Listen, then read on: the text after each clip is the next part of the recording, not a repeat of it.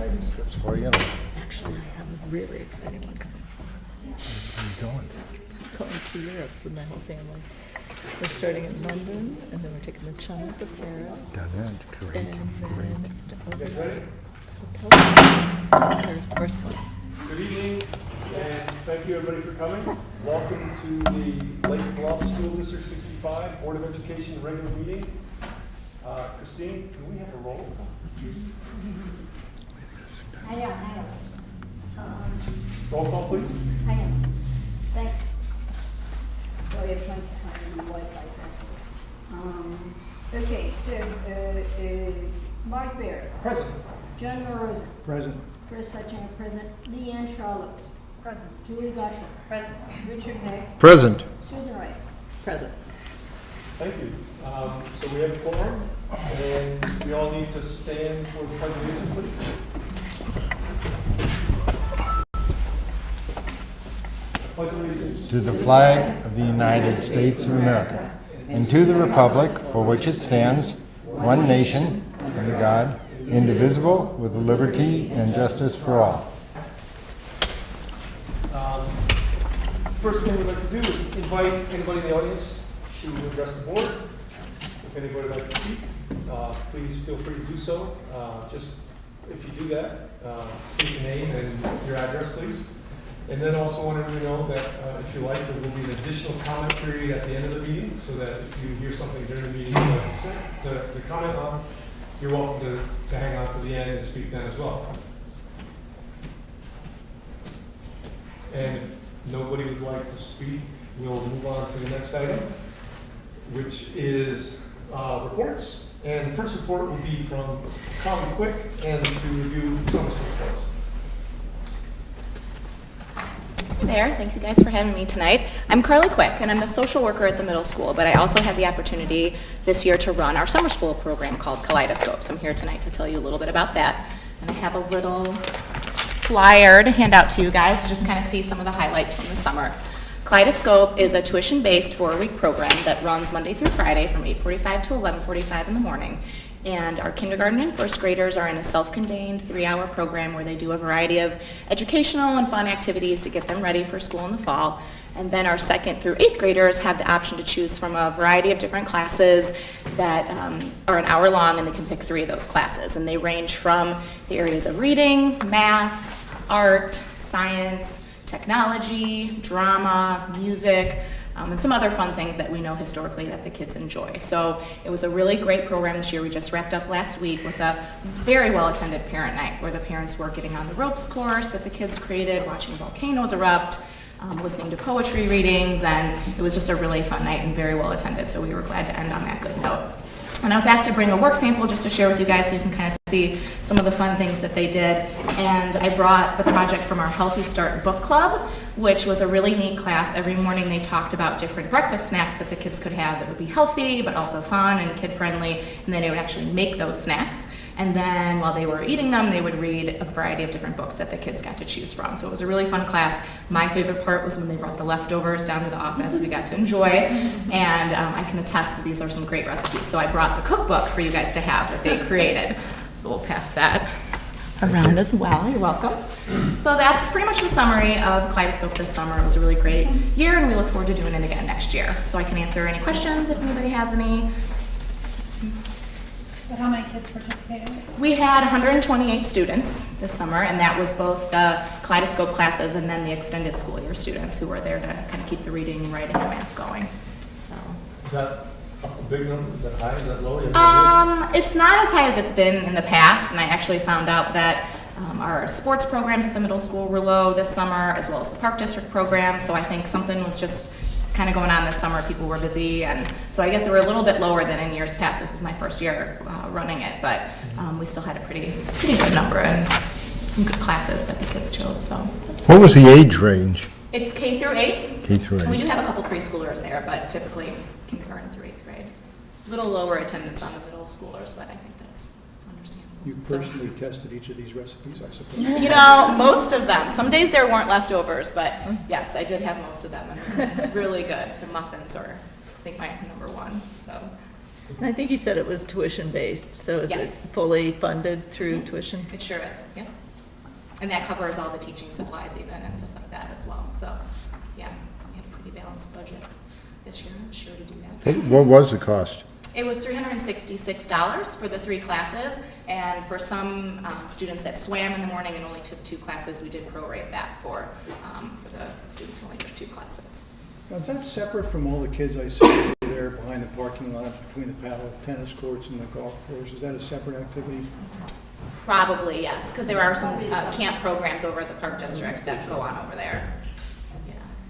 So, Do we use just one school, or do we use both schools? at the elementary school, just the elementary school. The middle school had, all the floor stuff going on, and it was pretty much shut down. We're thinking about maybe trying to expand it there possibly in the future, just to maybe bring in a couple more middle school students. Mhm. But historically, it's just been in the one That's what I building. thought.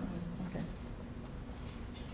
Carly did an outstanding job for her first administrative experience in our district, so I want to thank you for that. I also want to add the other experience we have going on with our kids this summer is math camp. Mhm. That we combined forces with Lake Forest, and the kids went to math camp at Lake Forest High School. Joanne will be presenting on that. Kevin actually took some video clips of that, and there's some pretty strong, very inspiring stories from that class. So we'll have that presentation in August. So it's been a really, really great summer for our kids. And thank you for your work. Yeah, thank you. Thanks, Carla. Thank you. Thanks.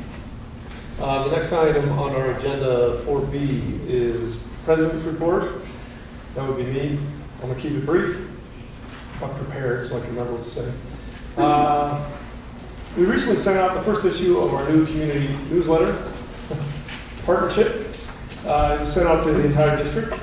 If you haven't seen it, please look for it in your mailboxes or in where you put your junk mail if you thought maybe it was misfiled. It's full of information we hope that everyone in the community will find useful. If you didn't receive it, please contact the district office to arrange to get one and make sure you're on the list. And if you have questions about the content, don't hesitate to reach out to anybody in the district office, Gene Sophie in particular. They can help you with that.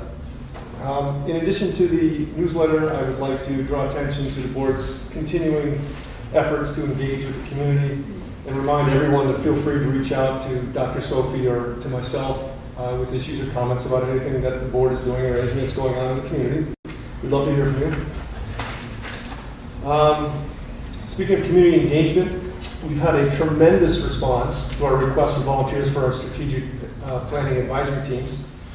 As you may or may not recall, we moved into phase 3 of our plan, and Jean has worked very hard to establish 4 teams of approximately 12 to 14 individuals, all highly skilled and very motivated from the community and the staff, who will be assigned to one of the 4 major goals in our strategic plan. Those meetings are scheduled to start August 7th, so they're right around the corner, and just wanted to say that we really appreciate everybody in the community for volunteering for these committees, and thanks for all you do and for your concern. I also wanted to draw attention to the amount of work that went into putting together these committees, and thank Dr. Sophie for the hours spent to arrange committees that were well-balanced and representative of the entire community, that found people with expertise who had the time and were willing to do this, and to make sure that all the committees had balanced opinions on them, so it's not groups of people who all think the same way. So thank you for all of that. Let's see.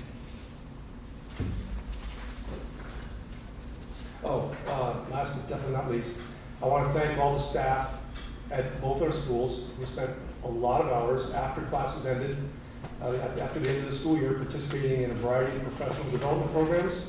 Once again, you've demonstrated your continuing commitment to excellence, and the board and the district really appreciates that. So thank you to all the teachers who engaged in all that. And that's the president's report. So now we move on to the superintendent's report. My report, again, is very short, but it does not indicate that there hasn't been a lot going on. We had a very exciting 2-day, what we call administrative retreat. It sounds fancier than it was. It was at the district office in our new conference room. And I say that because we moved offices, and our conference room is now Ann Wertz's old office. It's very spacious, gives us a lot of room. It was very nice. So we locked ourselves behind closed doors for 2 days and did a lot of planning for next year. And I'm very, very excited to work with the qualified team of administrators, and I'm looking for an outstanding school year for next year. Also excited to report that after some of my frustrations with changing calendar events repeatedly last year in many different areas, and as a parent first, I am believing that calendars need to be set and then followed. Our calendar is pretty firmed up for next year. It is getting ready to be sent to our website person, so everything can be posted.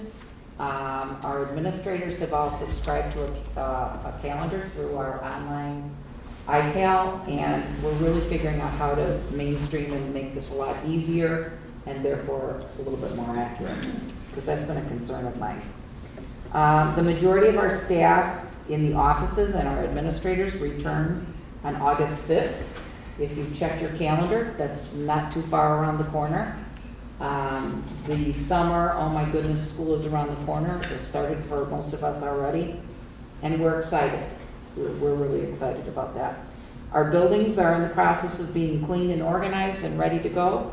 And by the time I report in August, we're going to be right around the corner. So that concludes my report and leads us into the interviews for this evening. Yeah, the next item on our agenda is item 5, interview search firms for the Lake Bluff Elementary School principal. And just as background, we are beginning the search for the principal at the elementary school, and the board is interviewing 3 different search firms tonight to make a decision as to who will lead us forward in search for that next grade leader at Lake Bluff Elementary School. First, I'd like to introduce from Ray and Associates, Mr. John May. Thank you. And in the spirit of the evening, I would be pretty short. Thank you. I'm a retired superintendent. I've worked in 6 Illinois school districts. My last 12 years were as superintendent, and I retired from Epikisik Trip, which is not too far in Buffalo Grove. My presentation partner, unfortunately, can't be here tonight. Mary had knee surgery and is not recovering as fast as she thought she would, so it's me. I have been an associate at Ray for 7 years, so I started 2 years before I retired. So I've been through many Illinois searches. I work exclusively in Illinois, so I don't travel anywhere but up here north. There's 3 documents in front of you. For time's sake, I'm going to work off this one. I will not insult you by reading to you, but I would just like to highlight some of the things that are on there.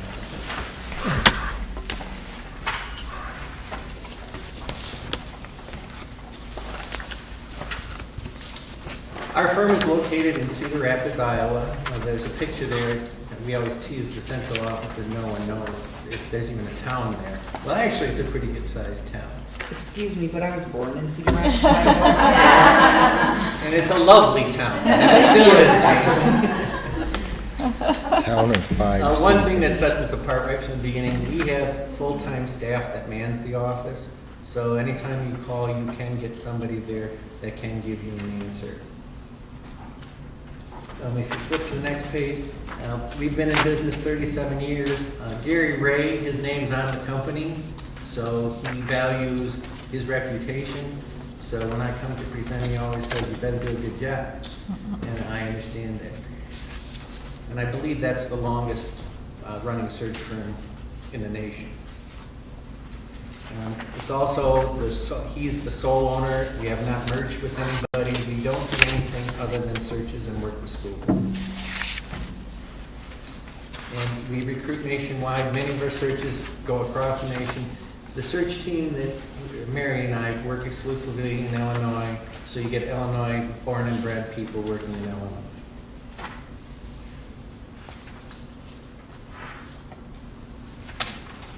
Diversity, our company is 40% based on minorities, so we can bring a flavor to the team. And obviously Mary's not here tonight, but we do have a combination of men and women working together and minorities, if that's your choice. Our database is not prearranged. We don't bring in a slated set to you of people that have done well in other interviews. We start fresh, built on the profile. We tailor the search to meet what you guys are looking for. So there's not a set pool. We don't bite lists of principals or anything like that. We develop our own based on your needs. I am a product of a Ray search. My last superintendency, I went through the Ray process as a candidate. And I can tell you that your reputation will be upheld because the candidates will be treated properly and with respect. So they know that the Lake Bluff Board is a good board. The process, I understand 3 of you went through the search to get Dr. Sophie. Very similar for a principal's job. There's this here, and again, I don't want to go through each one, but the highlights are such that, again, we work for you. We try and identify a candidate, a pool of candidates based on what you tell us. So we start by interviewing you guys and say, what are you looking for in a new principal? Is stability important? Is a doctor important? What kind of characteristics are you looking for?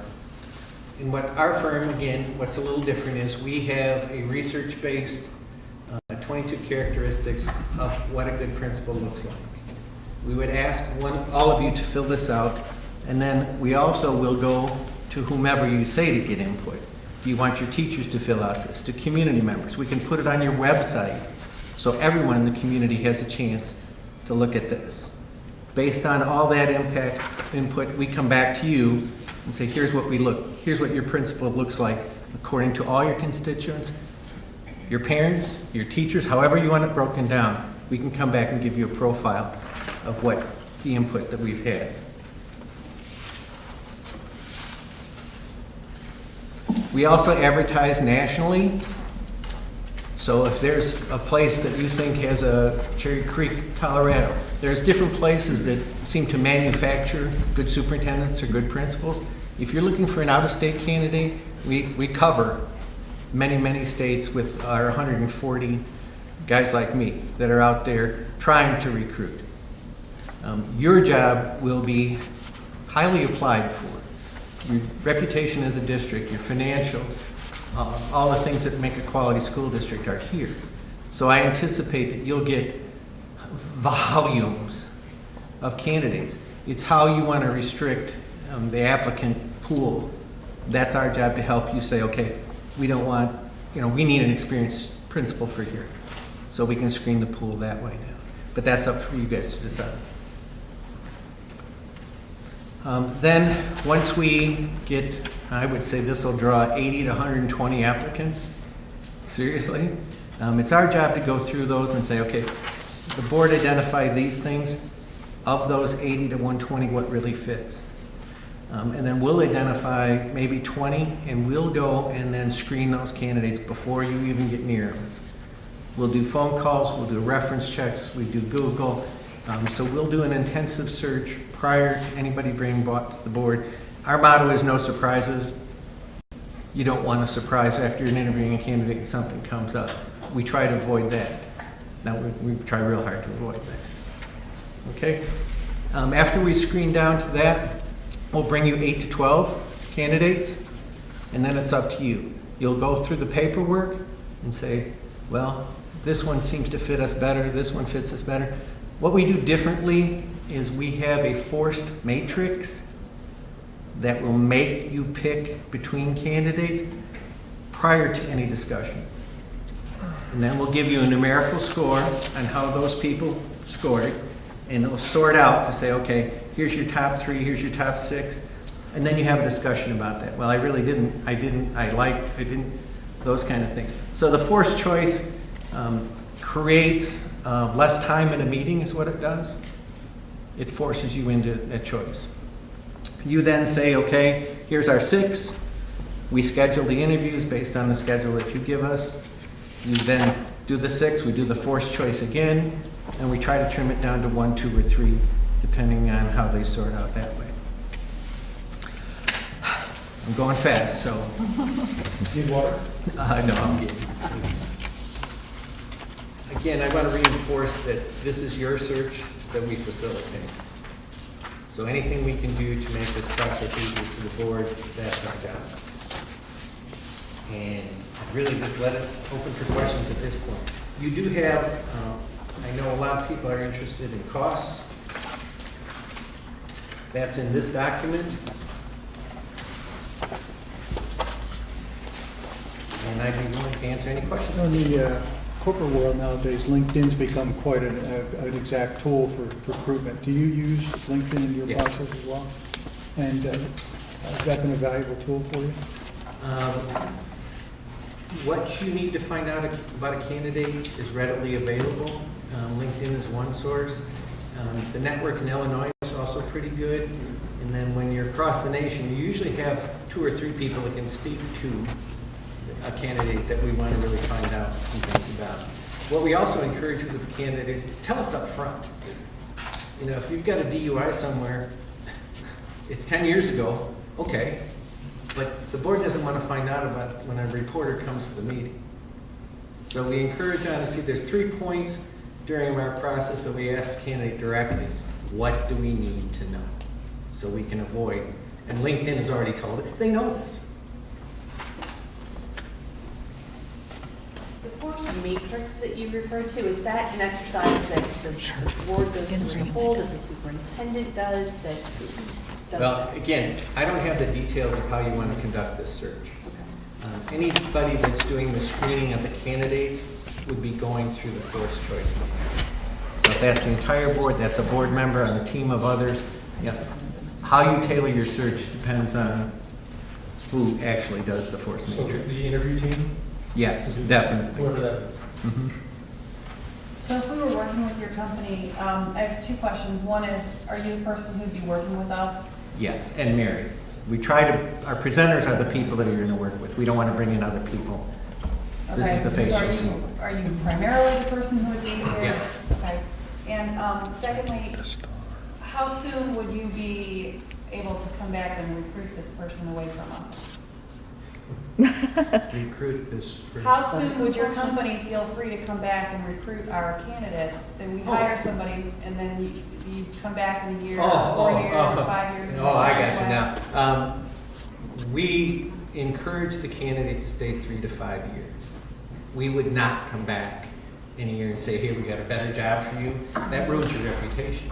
Okay. And board members talk just like school administrators. I mean, some firms will give you a flat-out time period in which they'll say they'll feel free to come back. Do you have a policy like that? No. No. We need, and from what I've read, stability at this school would be important to you. And that's why I'm asking. And we're going to, as part of our process, tell the candidates, stability is important to this board because, so 3 to 5 years in our minds would be a minimum. Have you been finding that the pool of candidates in Illinois for principals is adequate for the districts you're working with, or do you need to go outside of Illinois to fill jobs? You get great candidates from Illinois. I'm more biased, but I believe what you've got going currently in your school district, you can go to 47 other states and say ours is better, probably 49 states. So the quality of people that we bring into the system and educate up, I think are excellent, excellent people. Wisconsin right now is experiencing, they've had some labor trouble. People are flocking out of Wisconsin. Illinois used to be known as a great pension system. Please. So you have that. For out-of-state candidates, Illinois is a place to come. But personally, I would say you're going to get a great pool from Illinois. Great pool. And that's because of your district. Anybody else have questions? Thanks, John. John, I can't thank you enough. We really appreciate you coming in. And thank you for your time. And I need to compliment the board. Not many districts do searches for principals. So this is kind of unique for us. But this is a great opportunity. It also saves Dr. Sophie a lot of time. We'll do all that work in screening, so. John, the board is going to talk about this at the next committee of the whole meeting, and then they'll vote on it at the August 27th meeting, so it can start literally the first week of school.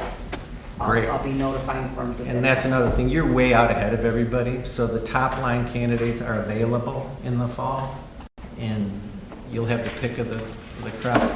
Jean has my contact information, so if you have any more questions, if you work through her, she'll get to me and I'll get right back to you. Thank you. Thank you you. so Thank you. much. Okay, the next one starts at 7:40. So, This is good. can we? I can go to next item or two. Yeah. That's all right. So let's see if we can address, we'll skip ahead to action items and personnel recommendation. Action item A.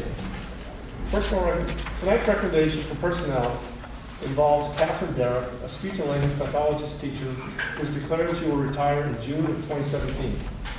After approval, she will receive 6% increases for the 2013-14 year, the 2014-2015 year, the 2015 and 16 year, and the 2016 and 17 year, per the negotiated agreement that we've had discussions on in the past. Can I have a motion to approve the personnel report as presented? Is there a second? Second. How about discussion? Questions, comments, concerns? So I think it's clear, but just to be certain, speech language pathologist is a position that's covered by the collective bargaining agreement? Yes. So that's why we have that 6%. Right. So we get rid of it. Yeah. Very, very common across the state. I know. This is why we have pension problems. Because you jack up really the cost of pension. Okay. But so all the discussion, anybody else have questions, concerns, comments? Christine, put a roll call vote, please. Charlotte, Yeah. Butcher, Yes. Hay, Yes. Fletchinger, yes.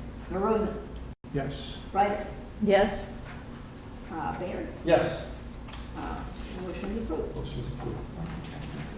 More and then we'll start. Yeah. Okay, that was quick, so we'll keep moving. B is the approval of depository banks. And a little background here. With this action, the Board of Education approves the following depositories of district funds for the 2013-14 fiscal year. Northern Trust Bank, Lake Forest Bank and Trust, Illinois School District Liquid Asset Fund, and J.P. Morgan Chase Bank. We've used Northern Trust Bank for over 10 years and utilize it for our checking account. Lake Forest Bank and Trust we've used for over 10 years and utilize it for our payroll.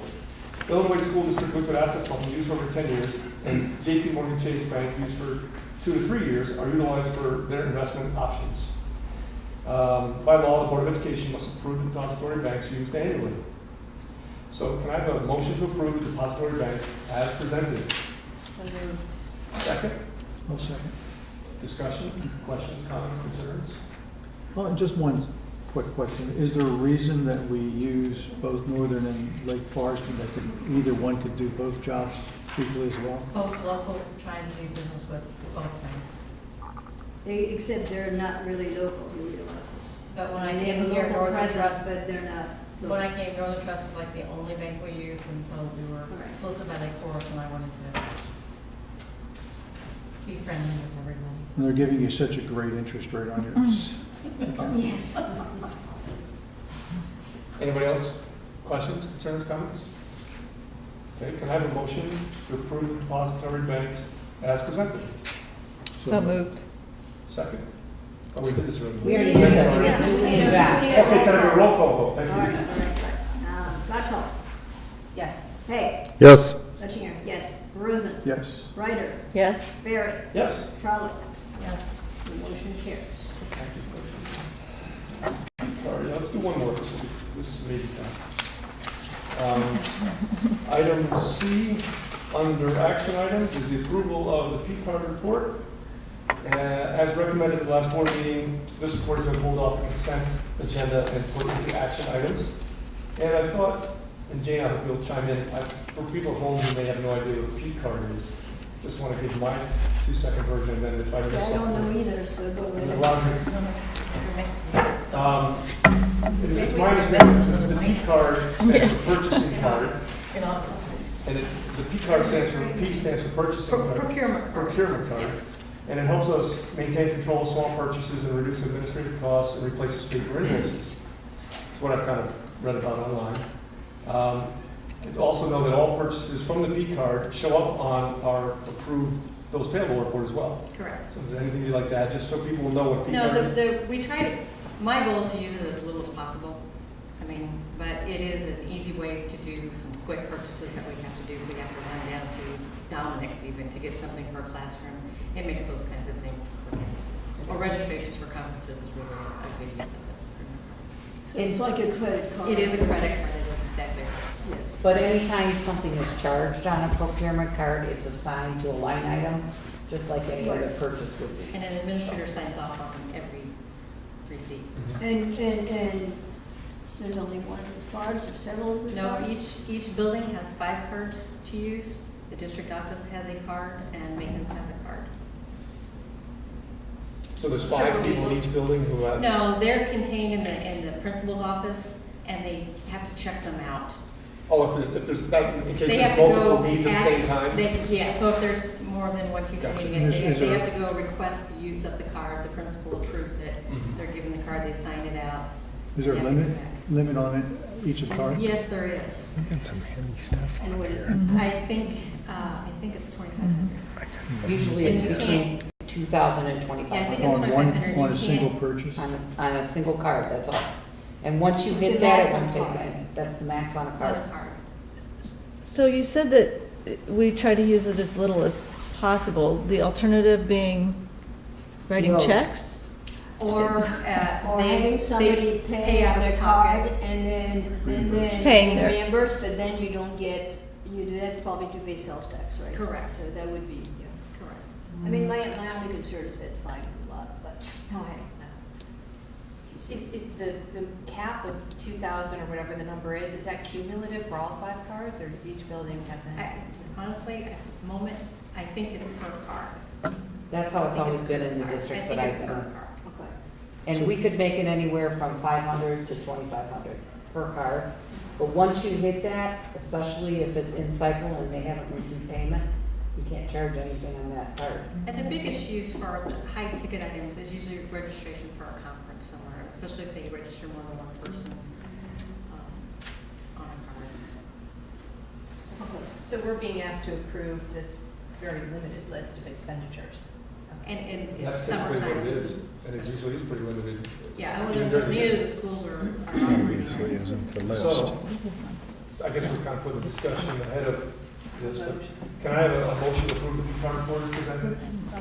I wonder if this is it. Second, is there any further discussion? Questions, comments, concerns?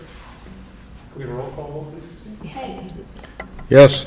Letchinger, yes. Rosen, Yes. Ryder, Yes. Barry, Yes, Charlo, Yeah. Oh, right, go with you. motion's approved. I think we're going to go back to the beginning of our agenda, where we are interviewing superintendent search firms and introduce, what's your name again? Let's Ben Martindale of Hasselgun and T. So Haven't I seen you somewhere? I don't think so. And then if you can, we're going to try to push this to around 25 minutes. That's gotten tossed around a lot. You're welcome. You get knocked down over too? No, we're in that for 2. thank you. Okay. Write those down.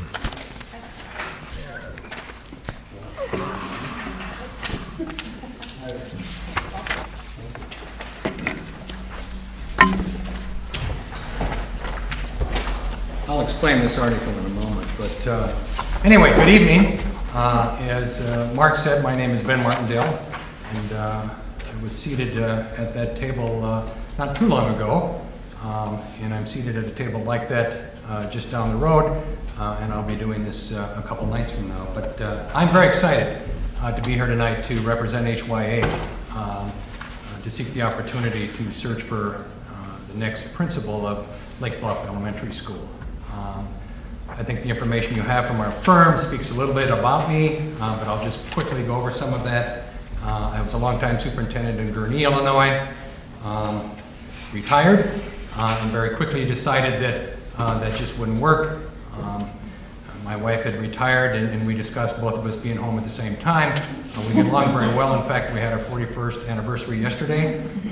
But for both of us being home at the same time, I decided to go back to work. And HYA actually recruited me to be the Chief Executive Officer in Round Lake. And at that time, that district was under state oversight, and so I spent just under 5 years there.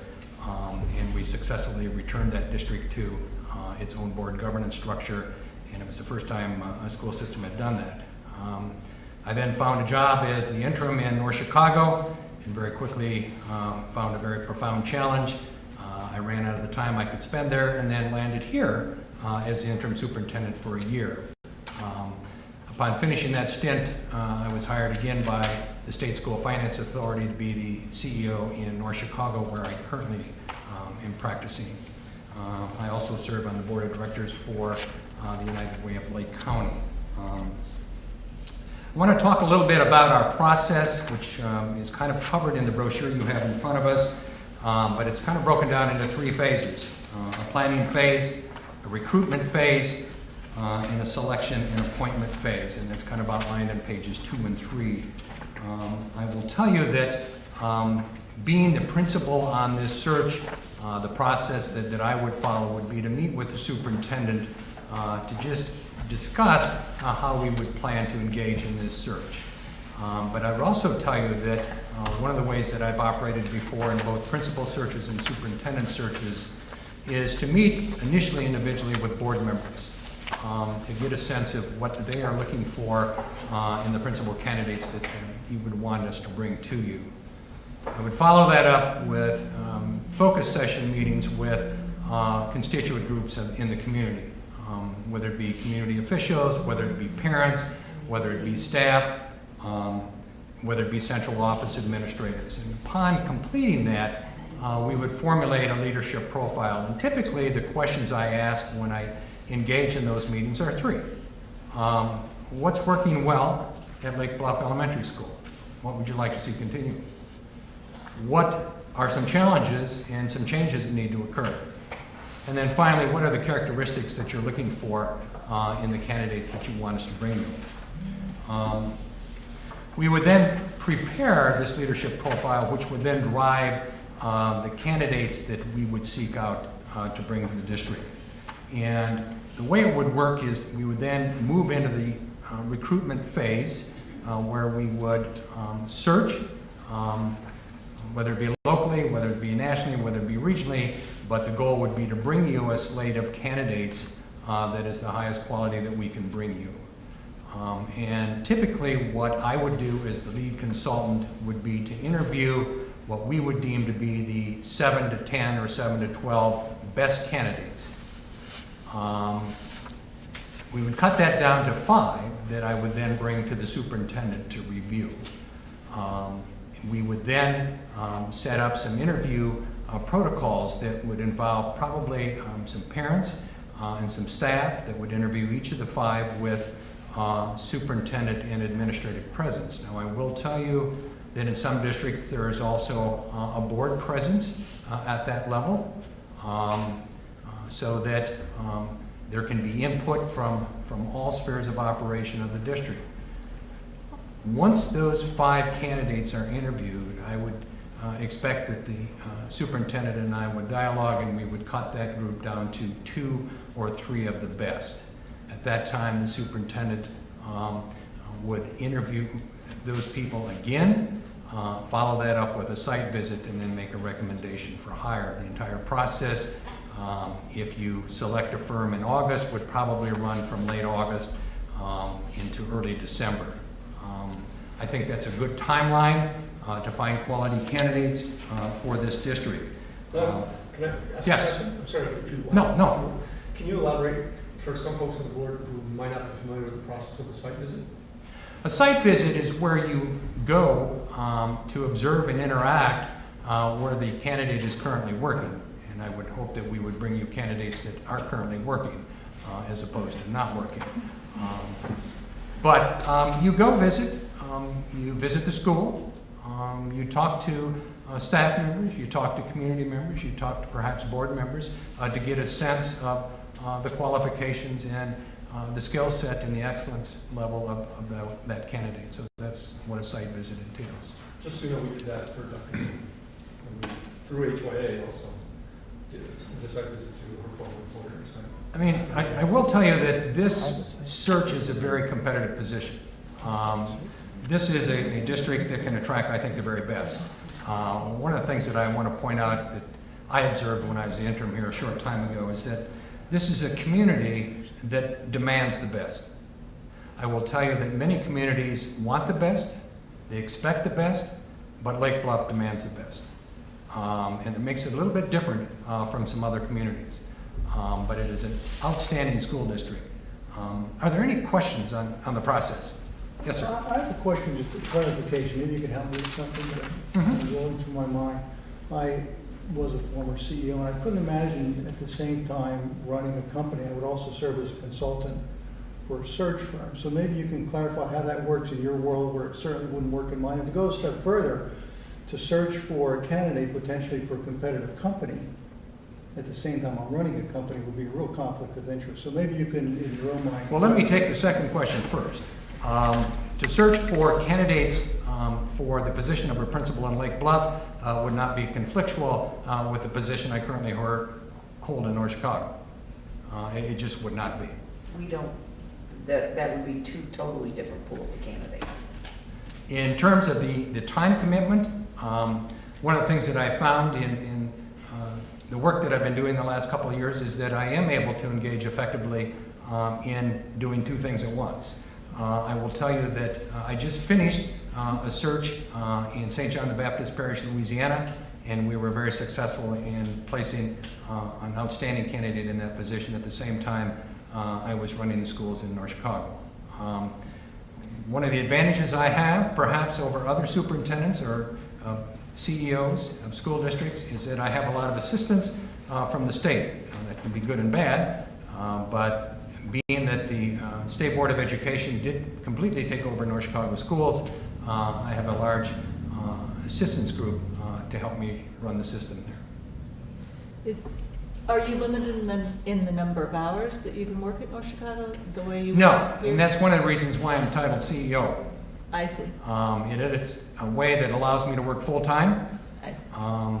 and still do what I do. And I have built into my arrangement with the state board and with the oversight boards the capacity to do this work. And it's built into my contract. Just to clarify, contrast that with prior arrangement when you were superintendent, interim superintendent either in North Chicago or for us, you were limited to 100 hours in the course of the year. 100 days. 100 days. I misspoke when I said hours, yeah. I have a couple of questions, but I'll add to that I think one of the ways he manages this appears to be that he answers email between 2 and 4 a.m. Which clears a significant time later in the day when the rest of us are out and about. But can I ask a couple questions? Sure. So I'm going to ask, are you primarily the person that we'd be working with then? I would be. So in other words, you're not making the presentation and then there's someone else who No, come in? no, it would be me. And second, would HYA come in, so let's say you found us the perfect candidate, would HYA come in a year from now, 3 years from now, 5 years from now, and recruit that person to go somewhere else? No, absolutely not, because one of the things I'm going to talk about in a minute in terms of, I think one of the qualities that I think you're looking for is some stability. And it certainly would be conflictual for us to place a candidate and then come and snatch that. I mean, that's not the way we operate at all, because I think it's very important that you have an individual that comes here and is going to stay for a while and isn't going to take off. I'm going to add one more thing, Leanne, to one of your questions because of the way your booklets are put together. Originally, we thought it would be great because Dr. West, who was our interim principal at the elementary school, we thought it would be great for her to be able to help us with logistics. She wouldn't really be doing the search, but she and Ben have worked together before. And she and I talked for some time, and she felt that would just, she wasn't comfortable with that situation. And so she will not be doing the search. Okay. If anything, she's just here to answer any questions we may have, but she will not be doing the search. Okay. So even though her resume is in your book, that will not That's be. not the case. And I'm also curious, you mentioned the recruitment could be local, national, state. Do you come at this with a particular idea about what you think that we'll end up needing to do? Do you think we can find someone in the local area or in the state? Well, when I say local area, I mean, I'm not sure if you have internal candidates. We haven't had those discussions yet. But in terms of, regional, there's a huge talent pool out there in the Chicago metropolitan area. Huge, whether it be in the private sector or whether it be in the public sector. One of the things that I've had the opportunity to broaden in terms of relationship building is a lot with Chicago Public Schools and also with suburban charter operations.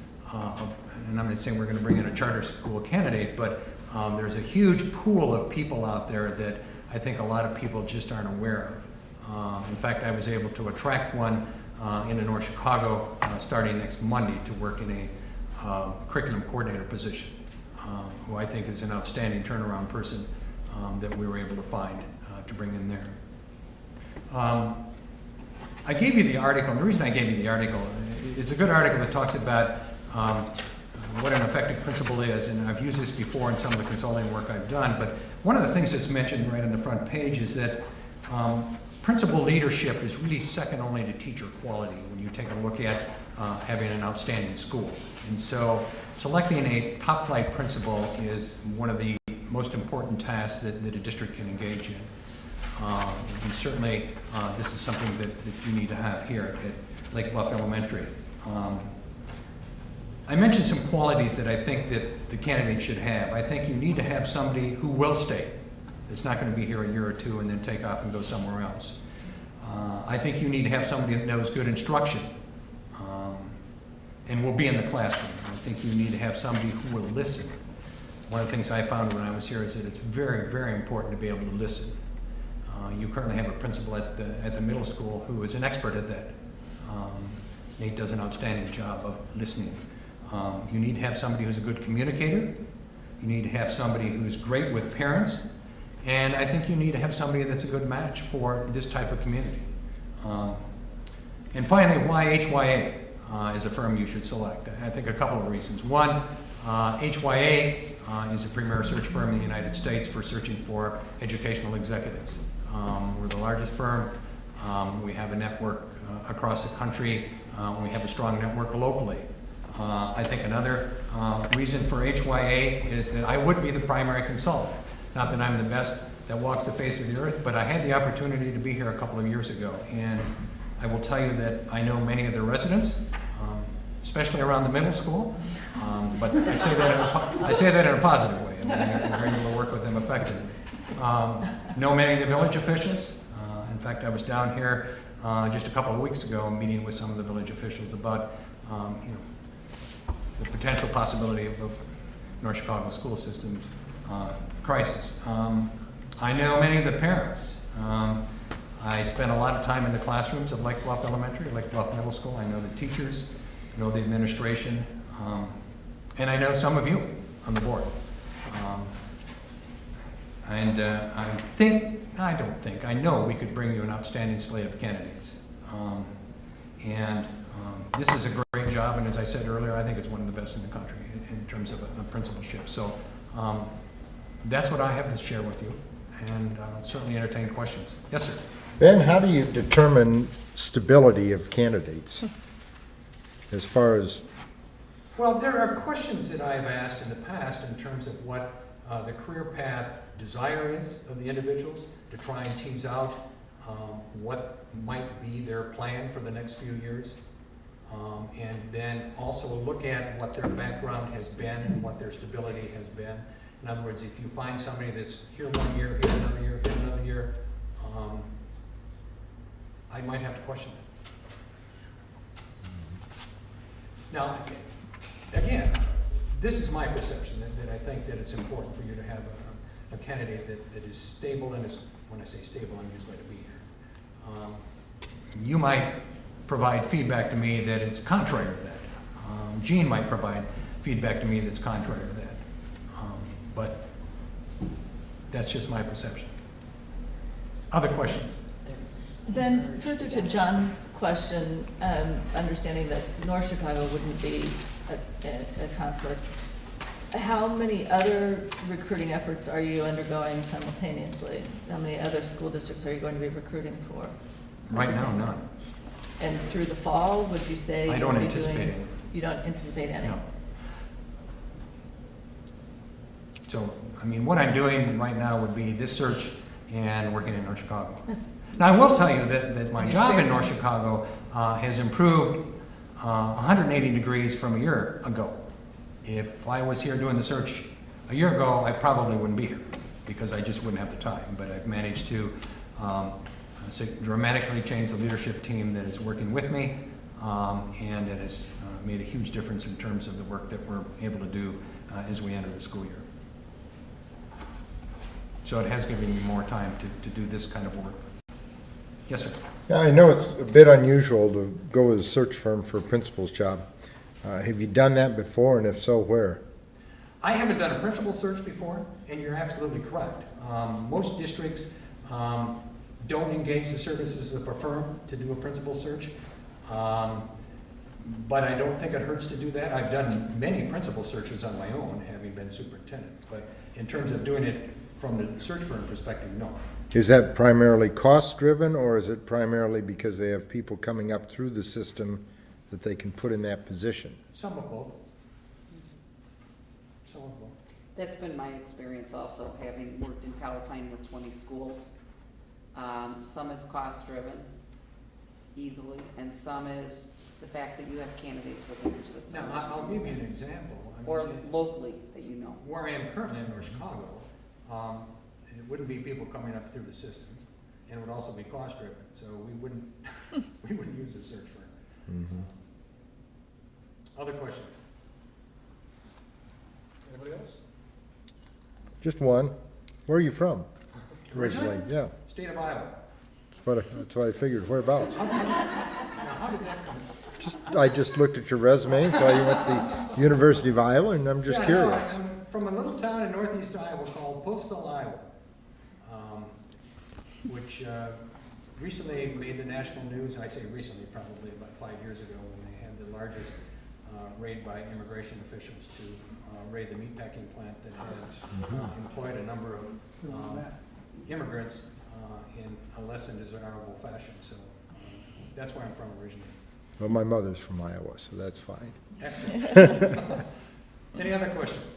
Ben, our plan is we will be discussing kind of the results of the search as a board at our next committee, the whole meeting. And they'll be taking a vote on August 27th. And then I'll notify all the firms, and then the search can begin. Good. Okay. So we can get this done in a great fashion and be able to have some transition All right. time. Very good. Thank you. Thanks, Ben. Thank you. Appreciate it. Thank you. Thank you. Hey, it's good to see you again. Yeah, take care. Do we have somebody in the waiting? or- See you soon. All right. Thanks, man. Appreciate it. I always had kind of fun geographically with people. I can remember that better than names and names. Yeah, isn't it true? That's true. Yeah, like Nebraska, small town. Yeah. Middle, south of Kearney. You got it. And that's good. I think that's, Yeah. I just don't think there are people that are more solid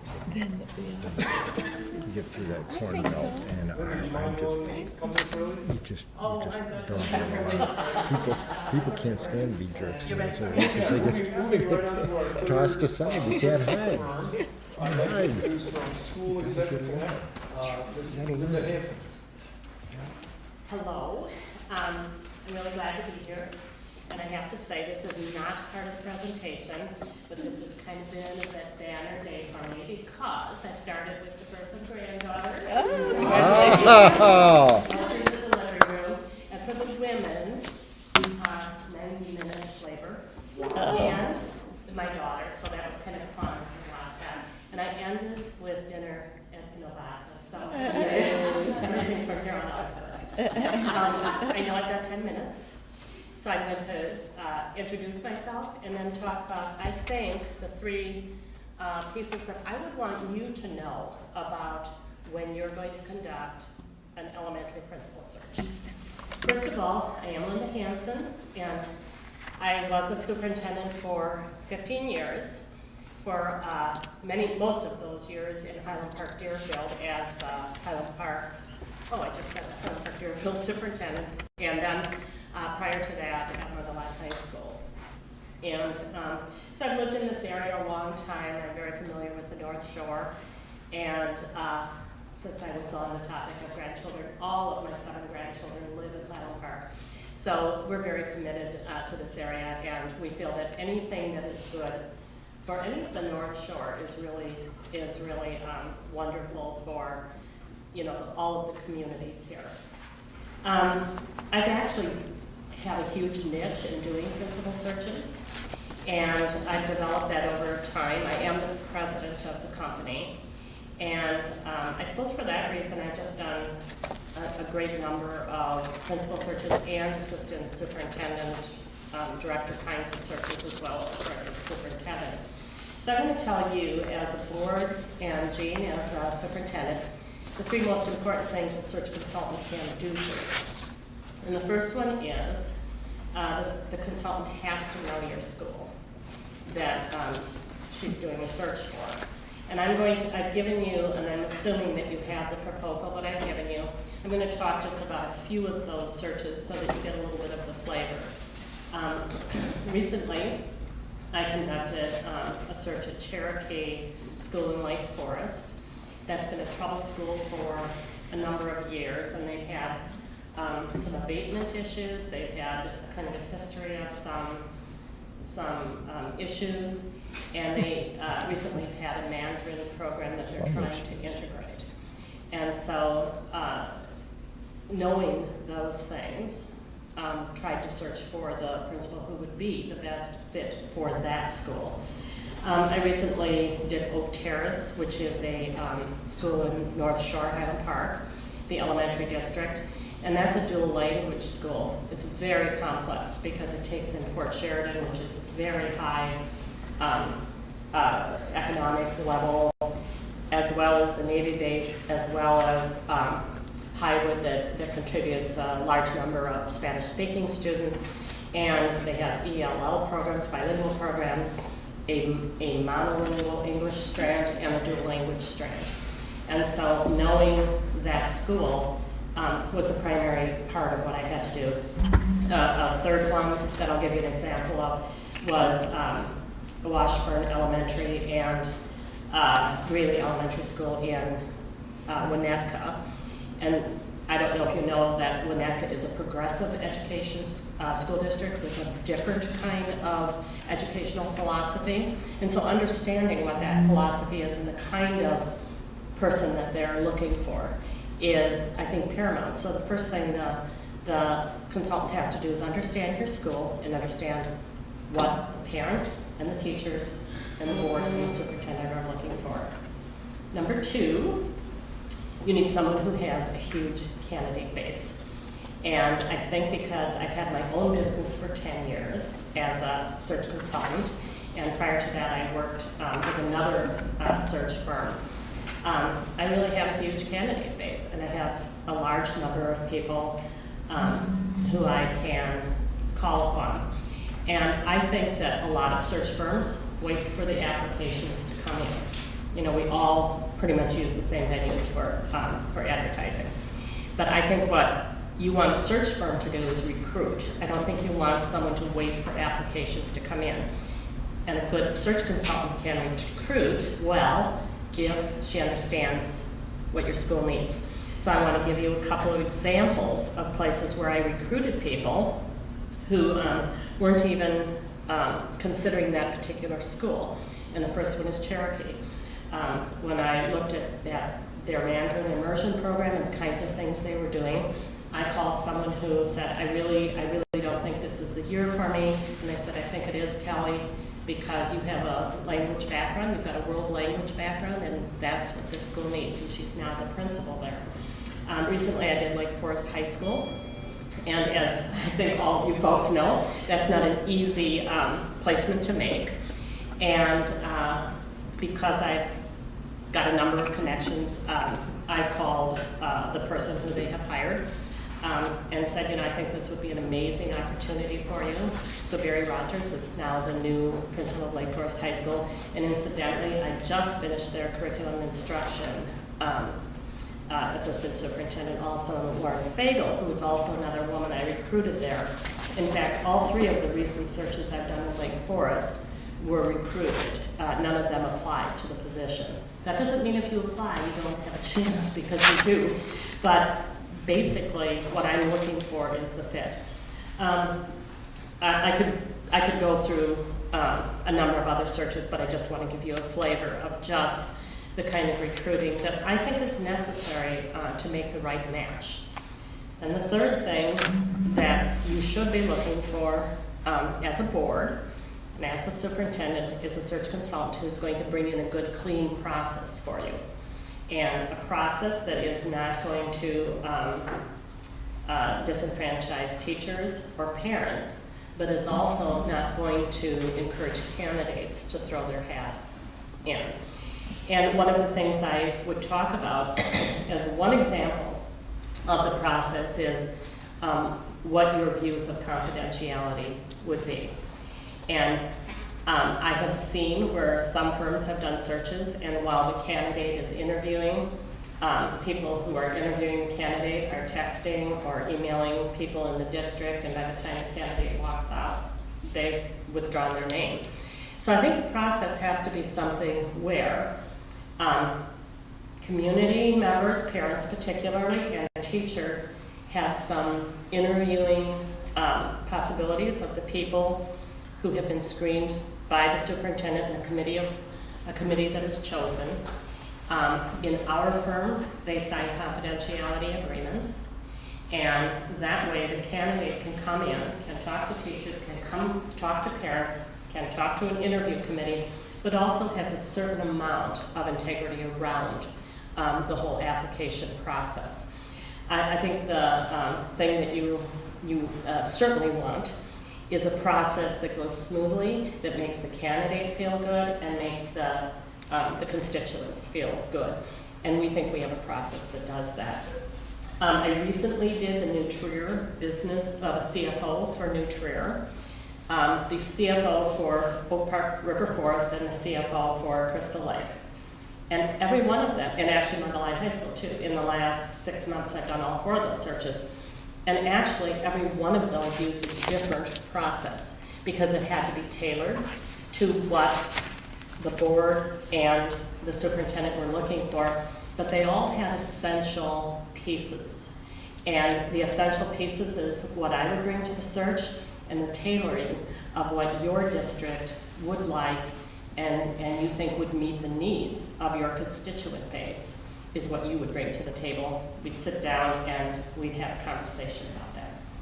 Okay, so I don't know how fast I've gone through everything. I think pretty fast, but that's those are the 3 pieces: the candidate base, knowing the schools, and bringing in a good process. What I can appreciate the detail you provided about confidentiality, helping the principal to have that confidentiality while they're deciding what they want to do. What's your thoughts on site visits when you get serious with a particular candidate? Well, I generally use a metaphor of marriage in most searches. We're kind of an eHarmony company. We match people, and at one point you get engaged. And when you get engaged and you come to your final candidate, then I think the confidentiality piece is off. Then I think that, and by the way, I would really still say there are only certain people who can be doing reference checks or doing the site visit. It cannot be a deluge to the community that the person is coming from. But I think there is a point where it moves from a confidential to a non-confidential part, not on the part of the people who have signed the confidentiality agreement, but the committee that is charged with doing the further reference checks. And at that point, the candidates know I'm the final one, and unless there's something unforeseen, the board is going to go forward with me, or the superintendent is, if I have presented honestly, and what they see is what they get. We've never had, in any of our searches, we have never had a candidate at that point back out. And I will just add, we have finished every search on time and on budget. What percentage of your company's business is principals versus other types of candidates? You know, I don't actually know the percentage because, boy, there's so many statistics to keep, but Good ballpark, yes. I'm gonna, I'm gonna put non-superintendents into a big pot because we don't really break them into, you know, so I'm gonna say assistant superintendents and superintendents. I would say maybe a fourth of our business is Principals? principals and assistant supes, so people who are under the superintendent level. Okay. So maybe a fourth. We've done about, we've done like over 200 searches, so maybe more, I don't know. How many searches will you be doing this fall? Personally or company? Your company, I guess. We are signed right now under contract for 11 searches. And actually, sometimes there's a misconception on the part of boards, and they would rather have a company, you know, that's not involved in as many searches. You should really hire a company that's involved in a lot of searches, because I will tell you from my personal experience, the more searches I'm doing, the bigger my candidate base is. And the more people I meet, and the more people I'm able to network with. And if I were going to interview Jean Sophie for a principalship, I'm sorry, a superintendency, and I said, Jean, I've got this wonderful superintendency, come and interview, and I'm also doing a principalship, I'm going to say, who are the 3 best elementary principals that you know, Jean? And that's how the recruiting goes. Actually, I'm going to tell you a trade secret that I have not told the board before, but the very best thing is when I've hired a superintendent, they're already leaving the district, they will give up their principals, sometimes their very best ones, and because they're leaving, and I'll say, so tell me who your best principal is. And at that point, you know, if they're a sitting superintendent, they may not want to give me the name. But if they're leaving the district, it's not quite as crucial to them. So that's kind of I mean, even knowing where to go and where to get names, but you want a very active search firm. Are you the person that we would primarily be working with? I'm the only person you The would only work person, with. okay. And also, if you worked with us and recruited a candidate that we eventually hired, is there a time frame in which you would feel comfortable coming back to recruit that person to go somewhere else? I wouldn't recruit a person again because I want to get your next principal search. And I'm not going to get that if I recruit someone who I replace. all over the country. I don't know. Given your deep roots in Highland Park, I'm sure you have a good sense of Lake Bluff as a community, but otherwise, can you just give us a little insight into how you would get to know the special character of Lake Bluff and what would be a good fit for us? Mm-hmm. Well, mostly I get that through talking to people. And I think I'm very good at sitting down with groups of people, including the board, including the superintendent, parents, teachers. Usually the best way, I can tell you, I mean, I can read a lot online, I can read about your website, I can read materials, but I would say when I sit down and talk with people and they start talking about something, then I have the ability to follow that thread and say, well, what do you mean exactly by that? Can you clarify that for me? Excuse me. And if there are other, let's say I'm talking to a group of parents, and I like to take people, groups separately, like I like to talk to parents separately, teachers separately, although that's not how I like to set up the interviews. Different strategic reasons for that. But if I'm talking to a group of parents and I say, can you clarify that for me exactly, what does that mean? I'm not understanding. Other parents will jump in and they will clarify. And they'll start having a conversation among themselves, and I'm taking notes, learning about the district, or in this case, about the school. So we do online surveys. We typically don't do them for schools. When we do a principal search, we generally find that just talking with people face to face is the most important part. Thank you. Anybody else? Linda, our timeline is our board is going to be talking about this at our next committee of the whole. And they're going to be voting at the end of August at the regular meeting. And then the search can begin, because we'd really like to have this wrapped up, if possible, by Christmas. Oh, yeah, I think it should be wrapped up by then, and just so you know, I'm ready to go. Congratulations on being a grandma. Thank you so much. Just like the new prince. She was born in the same day. So her name is Amelia, and by the way, you know, kids today, they're gonna call her Millie. Thank you very much. Thank you very much. Thanks very much. Okay, back to action items. We're going to start back with 8D, approval of bills payable. As recommended at the last board meeting, this report has been pulled off the consent agenda and put into action items. May I have a motion to approve the bills payable as presented? And is there a second? I'll second. How about some discussion? Just so I'm sure, this is the long list of bills that we have in front of us. Starting on page 9. Yeah, I don't want to nitpick the thing, but I had a lot of questions over them but that I'm probably not smart enough to try to figure out what they are. You know, because I probably had the same question.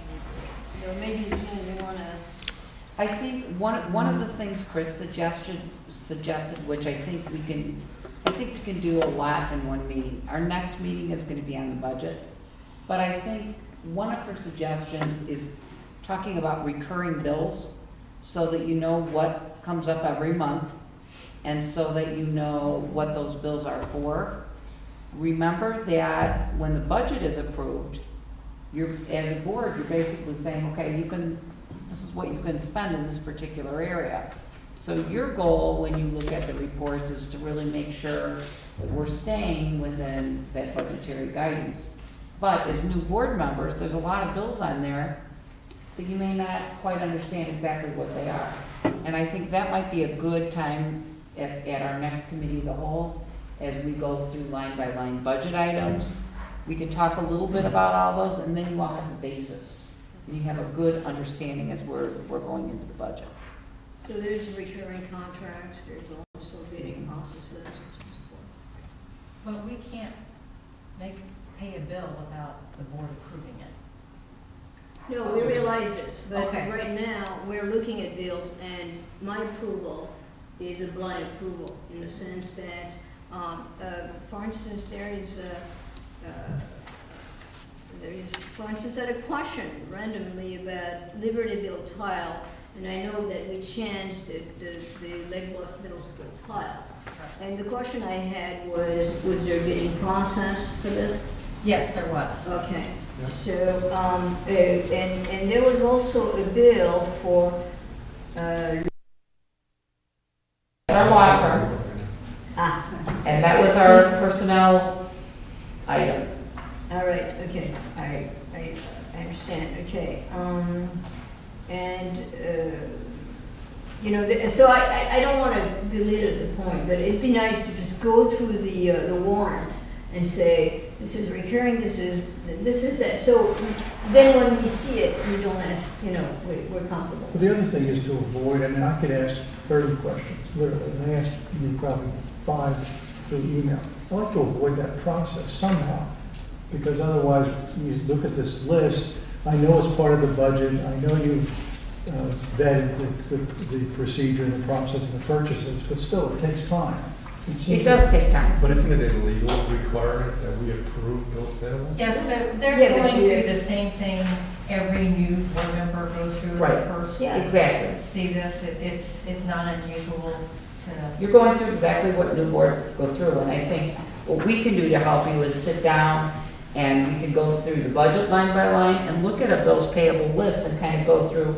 For instance, one of the biggest ones that I remember that came up a lot when I came in, which was new to me, is the Yuppie Puppy. What Yeah, are we the paying storage of Yuppie Puppy That's the for? storage of, yes, We which have is our friends- $300 a month, Yes, yeah. but you know, that's a recurring bill. Right. And I asked that question, why are we paying Yuppie Puppy? Do we have a dog for the district? I wasn't quite sure. And dog, They they have have the frontispiece. So, what Jane is saying is absolutely correct. This is how boards evolve and learn, and I really think that our next meeting, we should be able to sit down So and you're write gonna that. take us through bills payable, or is Jane gonna take us through bills We're gonna do payable? That's bills fine, payable kind of and say, budget. give us a brief description of all the ones that are. I think it's an essential process to understanding budget, because, you know, one would assume, I mean, one of the things that is that you know, we always come under budget, but budget is, the actual for 13 was a lot higher than the actual for 12 in the education fund, which is really where most of the money is. So I'd like to understand why that is. And right now, I mean, you know, Bill Quick will approve the bill, but I have no idea what I'm doing, and it makes me extremely nervous. You know, what would be really helpful, it just dawned on me, is that if we had all of 1 year's bill reports in a spreadsheet and there was a summary number, how much did we pay to Comcast in the last year? I can. And all we didn't see that we paid. That's what you do in a budget. Right, well, that's what I'm saying. I mean, we're not gonna be using that to approve each line item, but in order to understand what goes into the budget, to have that We actually summarized. have that, Susan, and it's a part of, I don't know if you remember, but every year in the newspaper, we have this annual report publication, it's finances.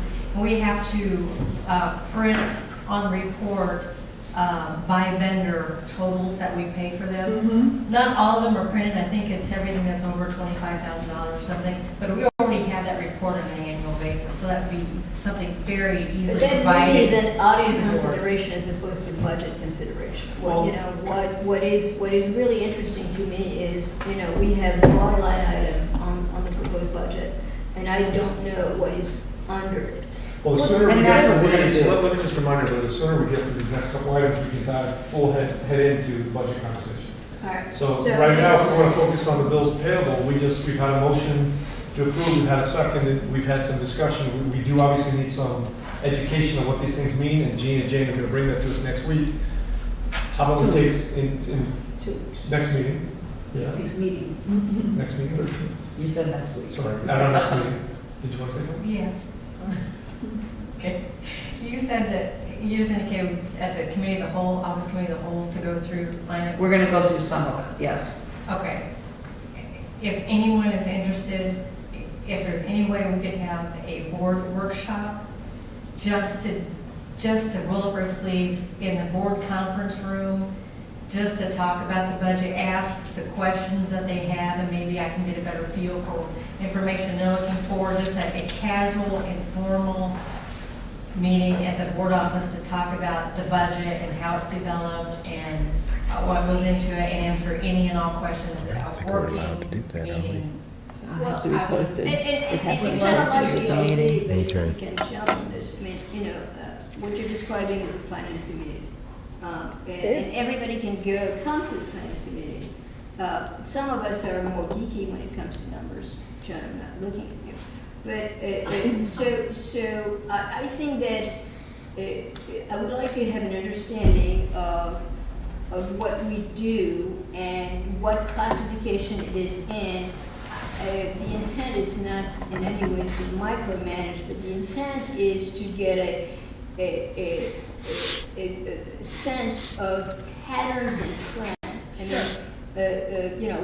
you know, if we could go back 5 years and look for big lines and see what kind of trends we're facing. I mean, I'm trying to understand how we got to have a reserve that we have. And I still don't have a good handle on this. So I think that your idea of a workshop or a finance meeting, We call them working meetings. you know, it's fine. Right, because it doesn't sound like a finance committee meeting to me. Rather, it sounds like a single meeting to educate all of us, It's right? like a working meeting, like a Yeah, board workshop. roll up your sleeve, working casual in the board conference room. Yeah. I think that's a good idea. I agree. I would be thrilled.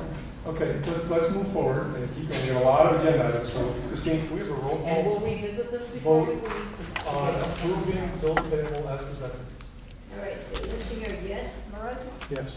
Ryder? Yes? Barry? Yes? Charlotte? Yes. Blackwell? Yes.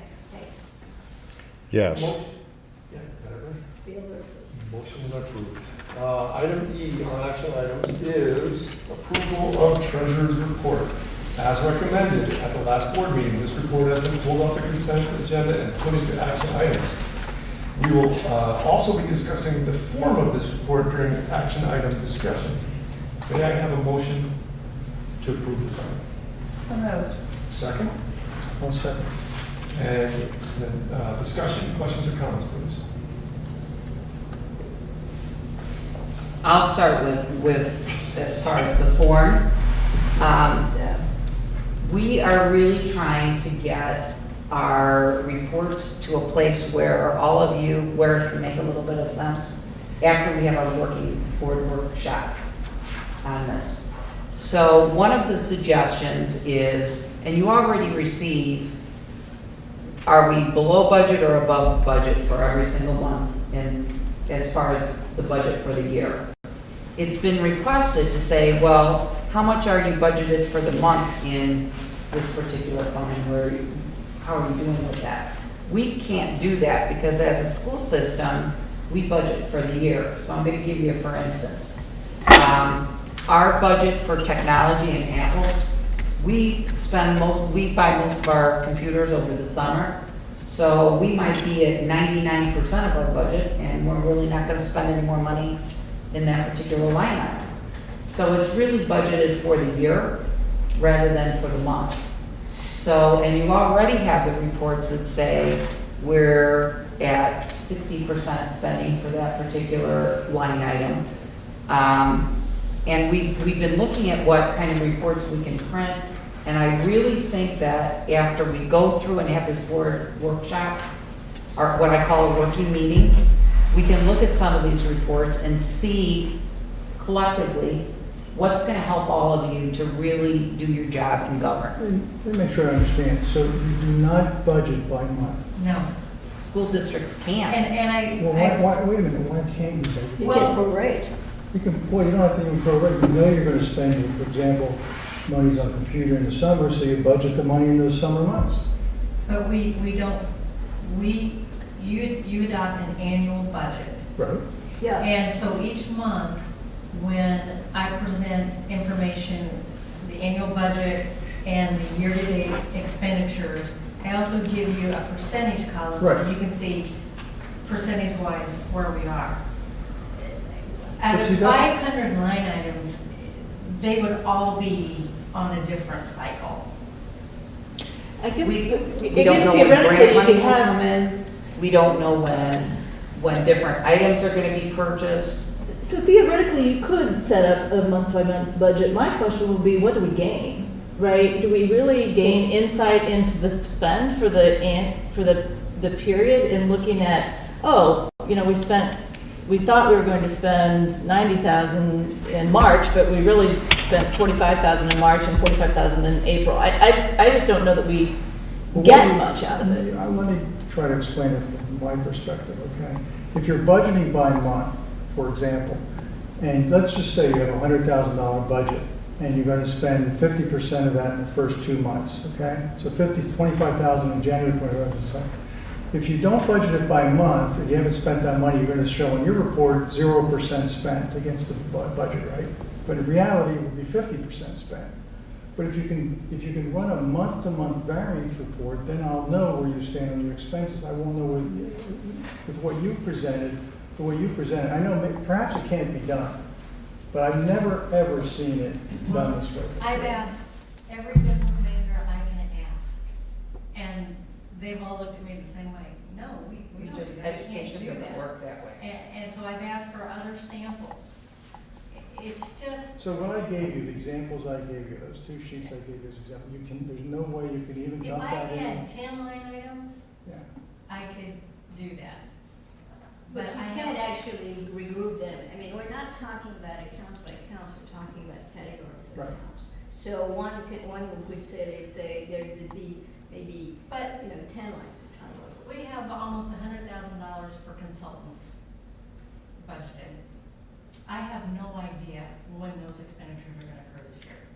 I have no idea. Okay, I so, know that the curriculum director has hired them to work with staff, but I have no idea. It provides when no they'll flexibility spend those. for any of us as we go through that. It just, Salaries and benefits. it doesn't basically fit the go- education I'd like to make a goal. suggestion that we finish the treasurer's report and approve it, because the very next item is We're approval of the enjoying financial report, where we're gonna get into some of what you have provided us. And these Well- very same issues will be addressed there.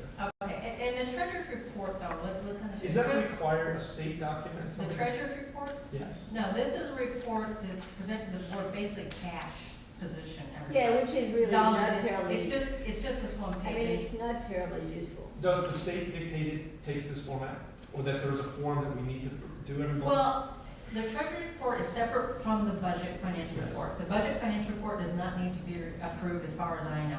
It's an We do, we informational just do item, it. Yeah. budget statuses. The treasurer's report, my experience is it has always been an action item. This one page of your dollars in and dollars out and where those dollars are. Mhm.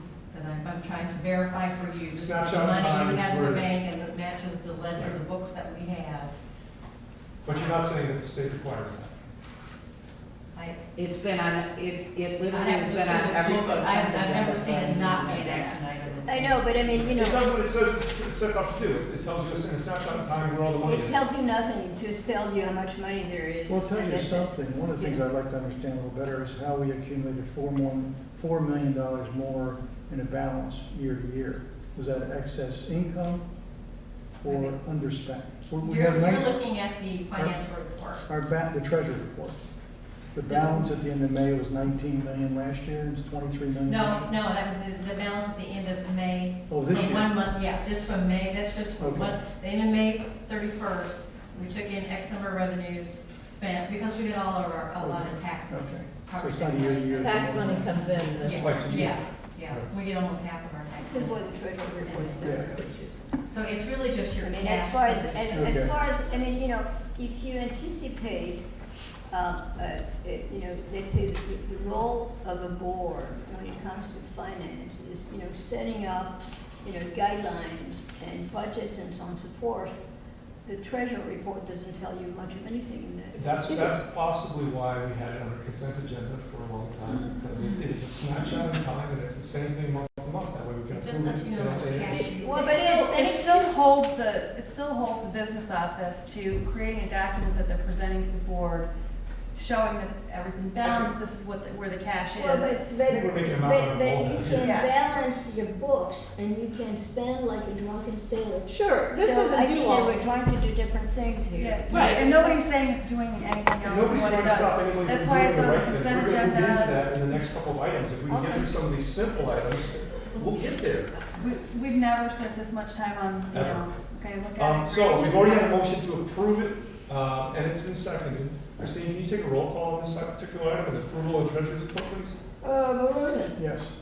Ryder, Yes. Barry, Yes. Charlotte, Yes. Scotchall. Yes. Peg, Yes. Butchier, yes. The motion has approved. Now, moving on to action item F, which we've talked about a lot. Approval of 2012, 2013 financial reports. Jane is going to present and talk through some of this for us.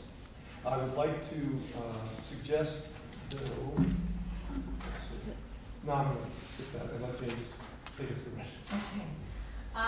The first page, which is just a summary page, it shows every fund, revenues broken down by real estate taxes and other local, state and federal funds, expenses broken down by what we refer to object, but that's salaries, benefits, services, et cetera. And this is really a snapshot of what will appear on the annual financial report once the audit is completed and what is filed with the state. It's also very similar to a snapshot of the state budget form that we start with. So this is probably not very meaningful, but it is just a snapshot of where we ended up pre-audit for the year in revenues and expenses. So unless you have any comments on that, I'll proceed to the breakdown of the individual funds. Just we added another 1.9 million to the surplus, correct? In total, that's correct. So Jane, Yes. I think the idea, back to the Bill's report, just so I'm clear, is it would be very interesting to see some breakdown of, for example, the line item under benefits. If we had, 4 different categories under benefits that make up that 1.590 number, or I guess it's 2.038 at the right-hand column. If there were just some clarity or some, ability to see one step below that, I think it would be helpful. What we get. Benefits is an easy one. Right. I could break it down and show you total health insurance, total dental Yeah. insurance, total TRS. And Then I could do that. wouldn't That be would be a fascinating to see that this year and compared the same numbers last year? I mean, that would be fascinating. That we could do. But, so what we have is too much data in the bill report, right? And not enough data here. And what I'm suggesting is if there were something, one level In lower. between. And this is something we're gonna have to talk about in the workshop, because everybody feels differently about it. Okay, And all so right. I think we're gonna have to build I some thought it was such a good consensus. idea, everybody would agree. Okay. No, but I'm going your direction. I mean, I see like the line supplies and I don't know what it is. I don't understand capital outlay. I mean, there's things like It could be as maintenance. simple as just definitions, a written memo with That's files. where I think a workshop will be very. Okay. Well, I Very also helpful. we need to track too. I mean, we need to track trends and we don't have, what happened in the past, can we project some of that stuff? And, especially when it comes to capital expenditure, when do we want to redo the roof of this or? Which we do need, and we will have that Okay. soon. But also, just as an aside, in the notebook that you're talking Yeah, I read it. about. Okay, there But is a it section. did not answer a lot of my questions. Okay. I mean, I read. Okay, I but there read is a lot of historical expenditure information. Yes, there. yes, but Okay. it's same thing, it's very broad. It's too broad Yes. categories, okay. We'll can talk about that. Okay, so if it's all right, I'll move to I'll move past the charts. They are pretty. Okay, to the education fund. Revenues, we came in 0.9%,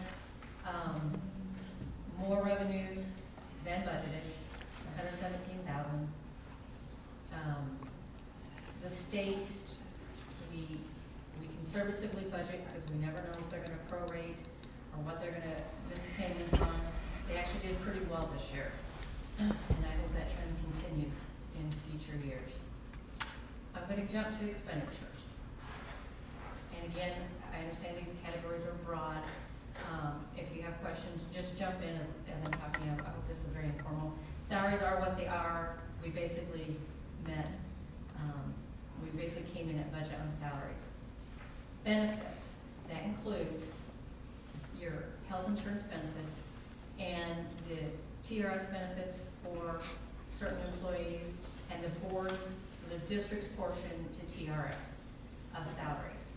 Now, we don't have 100% participation in our health insurance and dental insurance, but I typically budget for 100% participation because at any point in time, someone's life status can change and they may have to sign up for it. So I do budget for 100% participation in that. Also, we did not pay for 2 months' worth of TRS on an administrator this past year when she retired in mid-year, I think mid-April. So there was 2.5 months worth of TRS that was not paid on her behalf. So that's a portion of those benefits. Services includes things like our consultants, and that's a big portion of this. Legal fees is included. We came in 10%, which I think is a large number, under budget and services. We budgeted for consultants in the area of Common Core. I'm not the educator person. You're correct. That curriculum stuff, Common Core twice, because we budgeted for them out of district funds, but we also included them in the NCLB grants, which we did not receive approval on those grants until almost December of this year. And we never know if we're gonna We get never it. know. So they were in district funds, so if we did not get that approval in NCLB grants, we had the money budgeted, but we did get the NCLB grants, so, yes. So where is the grant? Should the grants It's be under federal, revenue? those are federal dollars, So that would be under the federal, 222. correct, correct. So that is a large portion of that. Amongst other things, I do budget for unemployment benefits every year because, again, I don't know. But we need to budget accordingly. Under supplies, that is a huge difference to come in that far under in supplies. Again, we budgeted $250,000 for purchase of materials, curriculum materials for Common Core. However, in the course of the year, and I've got information here from Joanne Trahanas, it was discovered we were not going to be able to buy all of those materials, and they put it on hold. One, the state recommended a delay in purchasing because many companies were repackaging their old textbooks and materials, stating they were aligned to the Common Core when they were not. And they, as I understand it, and Jean, you have to help me here, they want to slow the process to be sure premature purchasing did not occur in all areas that were not developed. In other words, we were hitting the staff with a lot of things. They thought they could do it, and then it was decided we cannot. We had to slow it down because the Cannot do teachers it. were extremely overwhelmed, because we've been working on, really concentrating on the math and working on the language arts. Big within the state of Illinois, this Common Core is getting very intense for us on a national level, but the textbook companies and the materials are not keeping up. And we did not want to take the risk that we were buying the materials before they truly aligned What to did the you Common call Core. it? So that should roll over in next year's budget, Absolutely. correct? So do you accrue that? Those dollars, or how do you deal with it? No, I will just, in next year's budget, there will be another $100 and some thousand built into that budget for these materials that they'll be purchasing this year for Common Core curriculum materials. Okay. Capital outlay. Capital outlay is equipment. And for us, the majority of that equipment is technology equipment, especially in the education fund. And we did budget for, every year we budget for new laptops for sixth graders. We buy sixth graders laptops every year when they come in. They use those laptops until they graduate eighth grade. Those laptops are then sent down to fifth grade, and I think multi-age. But every year, sixth grader coming in gets a brand new laptop. So that is the vast majority of our capital outlay purchases. Every 4 years, we buy teachers new laptops. This year, we also budgeted for some improvements to servers. We had to buy some new Apple servers this past year.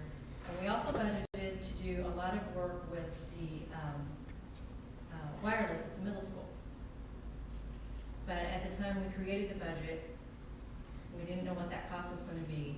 So there was more than sufficient funds budgeted because it came in way under. We were able to do it with some pretty simple equipment.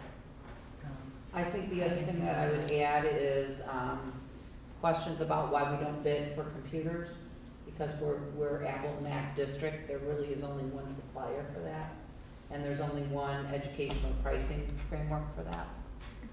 So that's why we don't bid. But we also don't really have to bid on technology within the state of Illinois. The other piece that I wanted to share is it's very, very important that our schools are, the servers and the internet and the wireless are all working efficiently and effectively before a year hits and this new state testing system comes in. Because the kids will be tested in a wireless system, their new ISAT tests, which will be called PARC.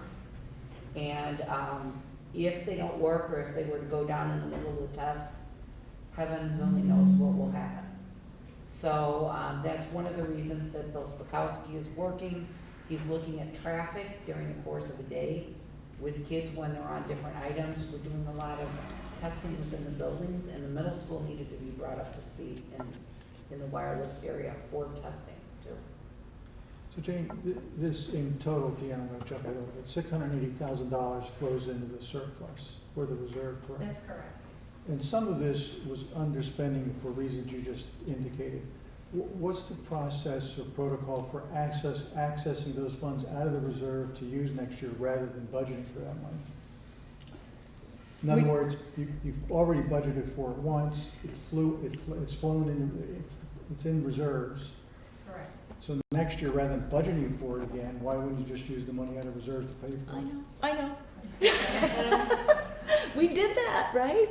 By levying less than our budget this last December, we did exactly that for next year. What happens Right? is, yeah, that's correct. Thank you. What happens is, Well, you levied We levied less than we budgeted that we would need. Right, that's the $3 million. Yes. That's right. That's how you spend down your reserve, and that's what we So did. effectively, that $680,000 goes into fund balance, so next year we start with, X number of dollars in the bank. We receive X number of dollars and we spend X number of dollars. Next year, we're gonna spend more than we take in. So the reserves, the fund balance that we have in the cash in the bank will cover the excess this Okay. next year. So we did that in December. Correct. Correct. Interesting. Any other questions on the education fund? And these, I want to remind everybody, these are unaudited numbers. The actuals will change a little bit once the audit's completed. And the reason being, this is basically cash basis, just meaning it's dollar in and dollar out between July 1st and June 30th. But the auditors will adjust things. A lot of bills that we pay in July really were for expenditures we incurred in June. An easy one is maybe the telephone bill or something like that. When they conduct the audit and they put together the annual financial report, they'll reflect that expenditure, even though we paid for it in July of 2013, they'll account for it in June of 2013. So there will be a little adjustment. When do the auditors create their management report? They'll be here next week to conduct the audit, and they'll have it done in September. Have you had any preliminary discussions with them on the management report? They haven't been here to look at books yet, so I anticipate a very clean audit. So when is the management report typically created? When they finish the audit, they'll submit the audit in a letter to the board.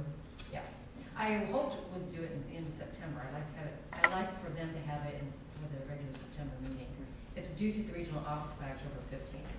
So my goal is always to have it by the end of September. It's in September.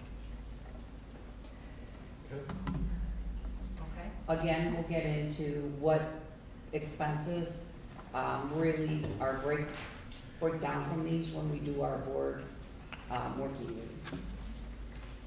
Okay. Operation and maintenance fund.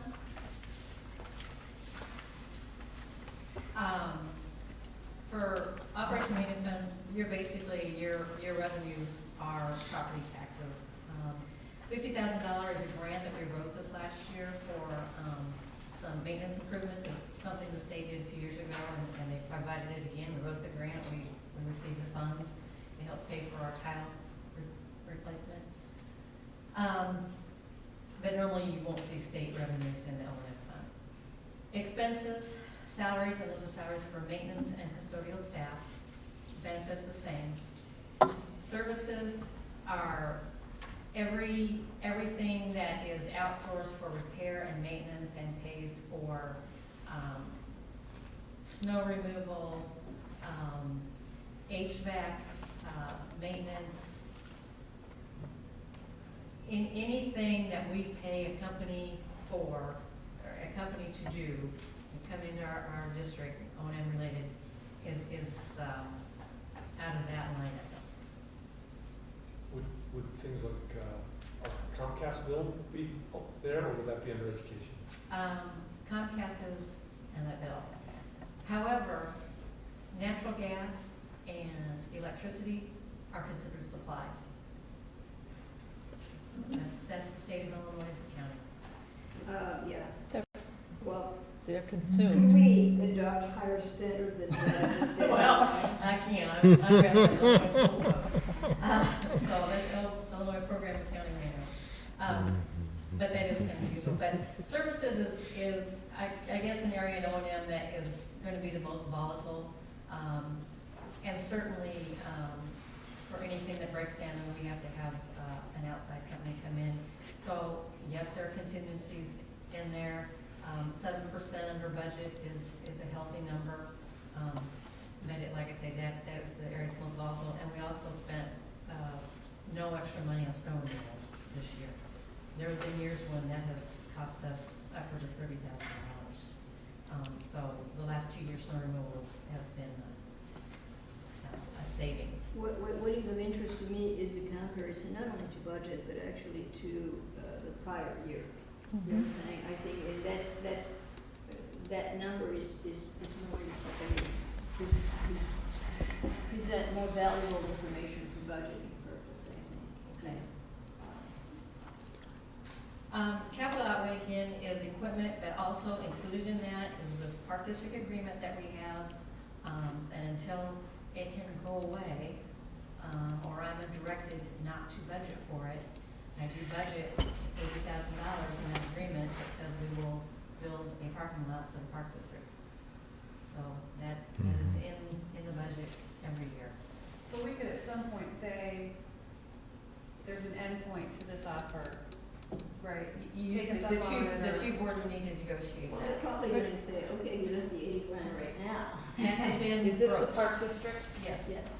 I contemplate that they'll be, in fact, in a meeting this week, which I'll be sharing in a board update, that we'll be meeting with the Park District President and Ron and Mark and myself, because I've already brought that up, that we need to reach some kind of resolution for that.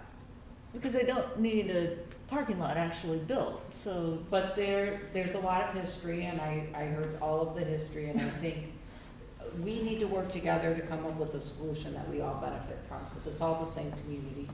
Yes. So, And and our taxpayer money. it's all taxpayer money, and I And the same think, taxpayer. I think we can find something that can benefit everybody. And it seems to me that whatever we, if we're gonna build a parking lot, this money's been on the books for several years now, Yes. 5? Since '08, I think, yeah. Okay, so, which means the cost of whatever we're gonna do, the parking lot with shrubs or a tree, whatever, that cost hasn't gone down in 5 years. I hope that they put the front of seats in the parking lot, and then they. But it will be, we're gonna start this. Yeah, Let's keep moving. Okay. Debt service is simple. Those are your bond, or principal interest payments on the outstanding bonds.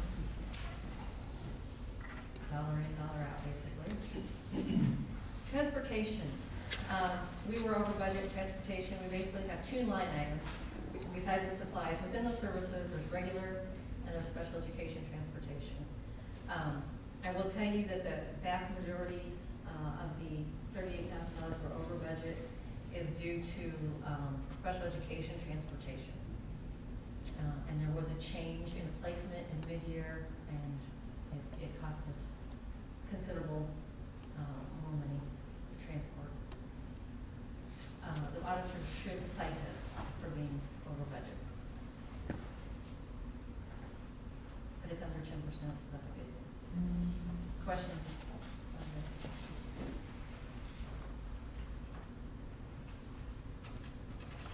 IMRF is what it is, and it's basically the district's portion of IMRF, which is the pension system for the non-certified staff, that's the support staff, and it is also the employer's portion of FICA and Medicare, so it's payroll taxes completely.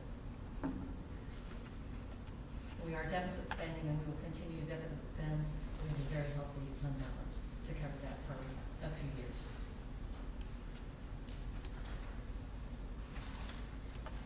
Capital projects, basically, we spent nothing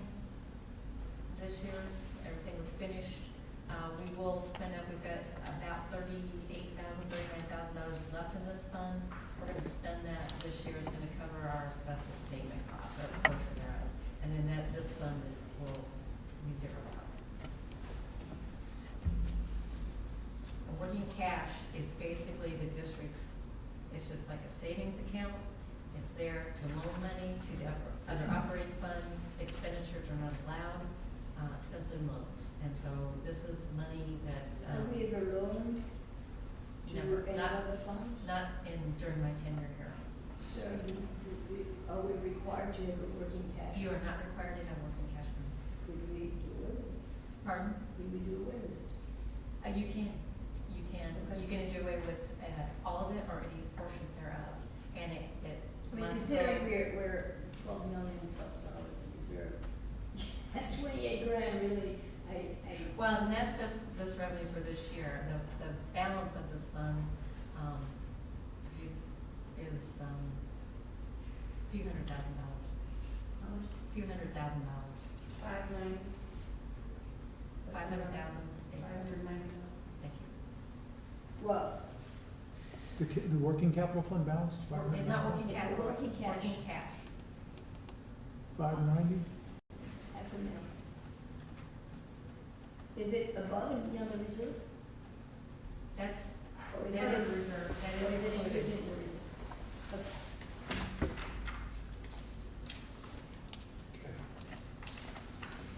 So, anybody have any other questions for Jane? Jane, anything else you need to point out? Have we, my memory has already faded, did we take a, No, we did No, not. we did not. can I have a motion to approve the 2012-2013 financial report as presented? So moved. Anyone you Second. How about if we do Leanne and then we do second by Julie? Okay, by then. Christine, can we have a roll call vote, please?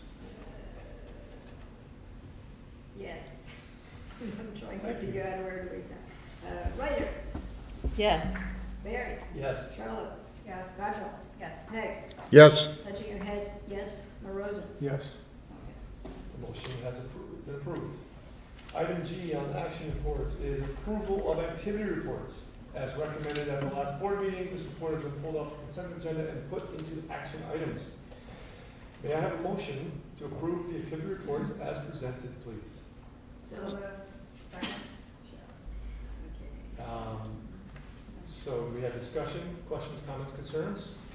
So, In light of all of this conversation, I guess I have a question, and that is, can we make sure that we are having motions, especially voice roll call votes, to approve things that either don't need to be approved or don't need to be approved by a roll call vote, apropos of our discussion before on the cash sheet?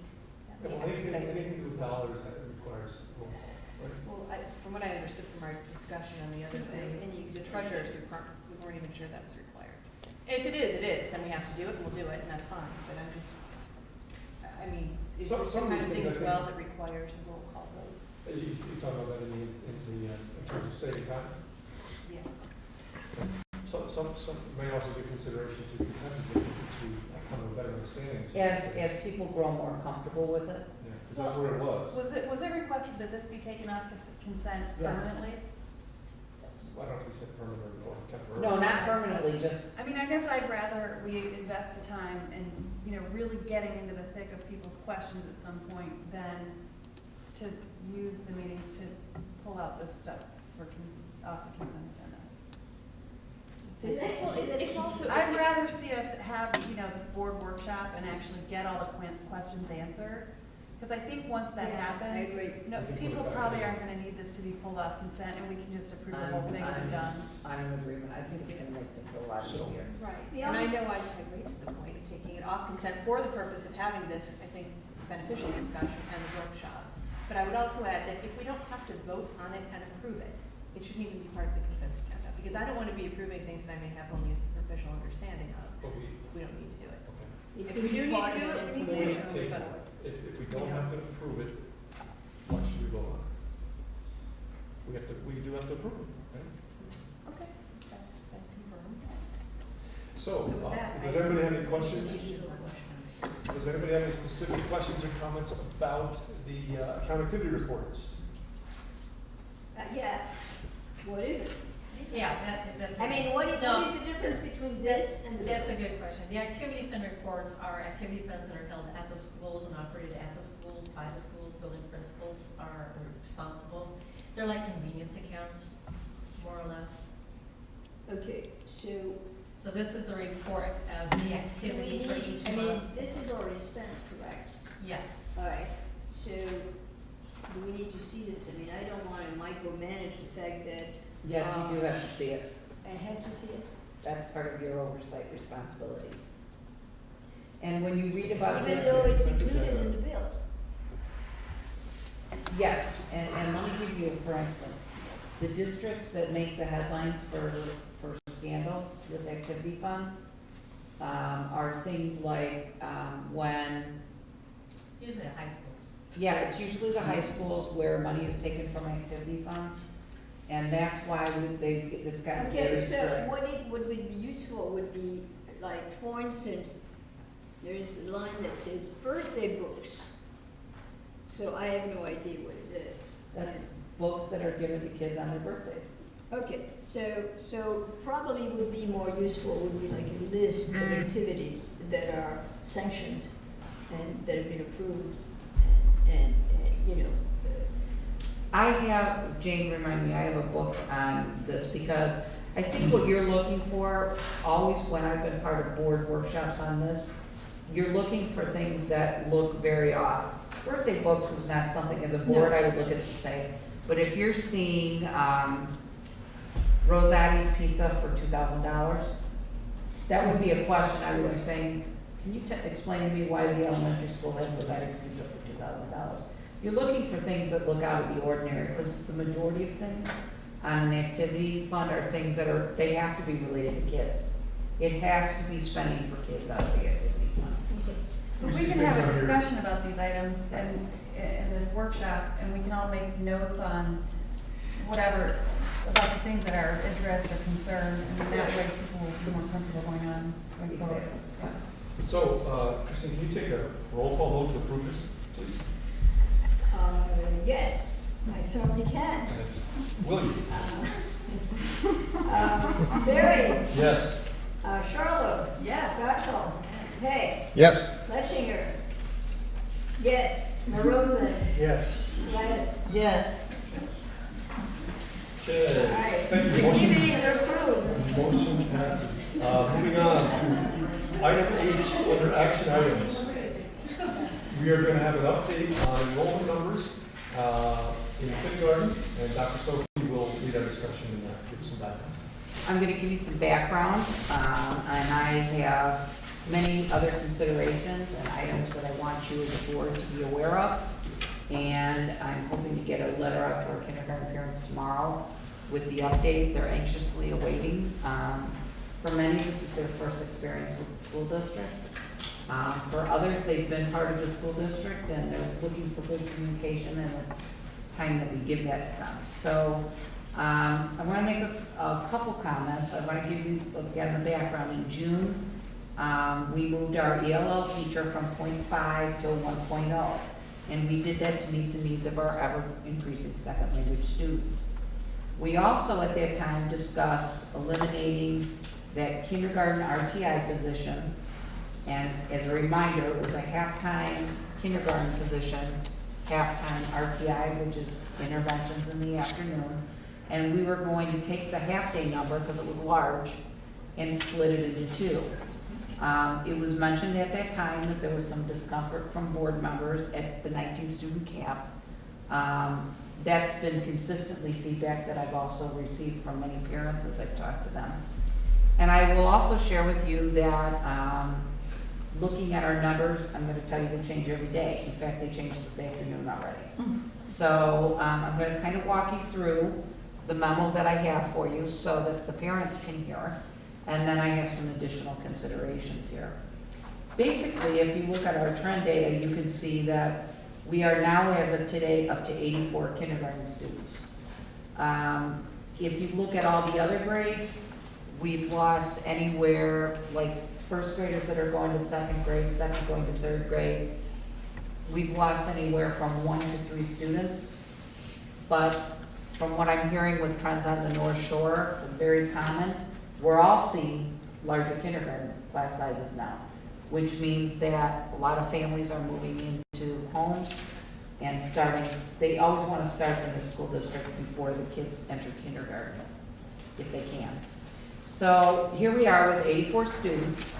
Again, we have the entire month of August for move-ins. And you can look at our trend data. 3 out of 4 years, it's been almost 10 or more students that could come in. At the same time, and this is a key piece that really has changed for us, our number of students who are classified as English language learners who speak Spanish is now at 21 at the elementary school. The federal mandate is 20 for offering initial literacy instruction in a student's own language. So we have two different scenarios. We have kindergarten numbers we have to balance and make appropriate and the best for our learners. But we also have 21 students at our elementary school that we have to offer their literacy, their reading, in their home language. Only for the Spanish speaking students, because those are the students we have 21. So in discussing this, and I have the chart that's in the memo, in discussing this through with both Kevin and with Joanne, it would be optimal to take Jen, who we've already talked about being our full-time ELL teacher, and having her provide the English language instruction, both in Spanish and English, to grades 1 through 5 at the elementary school, because there's fewer students. Go over to the middle school and provide it at the middle school, and then look at this reinstating the kindergarten RTI and making it more of an RTI/ELL position, and looking for a teacher that would be a Spanish speaker. Many of our new teachers that are exiting college are elementary teachers and have minored in Spanish because their colleges have encouraged this. So if you look at our numbers here, and my recommendation is going to be to add one more full-day kindergarten number, because at this point, we have 57 full-time students. We now have 4 students on our waiting list as of this afternoon. We have 5 at-risk waivered students. Now, what I want to share with that, and I actually went back and confirmed it this afternoon, and I really want to clarify for the community because there's a misperception here. When a student is waivered, meaning that I'm going to backtrack. If a student is deemed free and reduced, eligible for free and reduced services by the government, anything we offer educationally, the families can access for at either free or reduced amount. So it's not something that we say, John, you really need some help, so I'm gonna let you go into kindergarten all day, because you really probably need to be there on weekends too, but that's not the case. And I think what I heard, and I have to share, the quality of feedback I got from parents was outstanding, because they really took the time with me to explain some of the myths in the community and things that have happened in the past, to help me better understand where the issues were. But we have up to, right now, 5 students that would be waivered, that would come in, that are entitled for a federal mandate to go into full-time.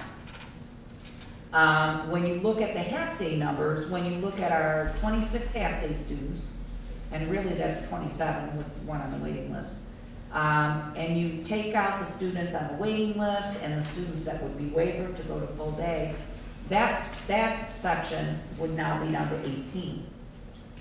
So that's a manageable number.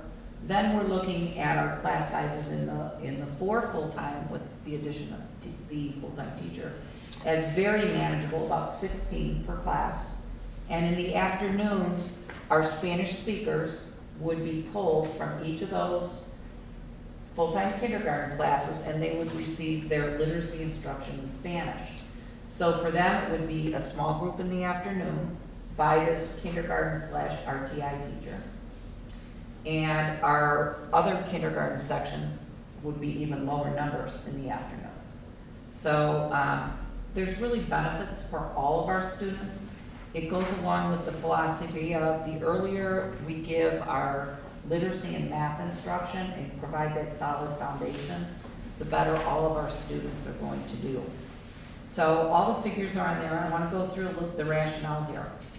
By adding a full day section of kindergarten and having only one halftime section, this allows us to use that 50% or halftime position of what we called RTI interventions in the past. We would call it RTI/language instruction in Spanish, which we now have to do based on federal mandate. And by the way, now that we have that, that also helps us qualify for other grants. So there's advantages and disadvantages, but now we can actually qualify for some other grants, and we have time to get that in, don't we? We submitted the ceiling calculator and we're waiting to hear back from the state. You are very, very good, Kevin. I appreciate that. So we're already on a roll with that. So can you just tell me, does the 0.5 of an FTE satisfy our federal mandate, or is that part of satisfying the federal mandate? It would satisfy the mandate because we would be teaching their literacy instruction in both Spanish and English. Half day, but it Half doesn't day. need to be full time. It wouldn't even be the full half, but we Okay. would be able to do that. Okay. And I already talked about reducing the afternoon So kindergarten those sessions. 10 second language kids would be in one group. Well, they'd be in the 4 sections, but we would pull them on the afternoon, right? I've talked about financial implications, and again, as I shared with you before, we do have a classroom. There's even a possibility we might not have to put our part-time music person on a cart. We're really looking at the space that we have and better utilizing that.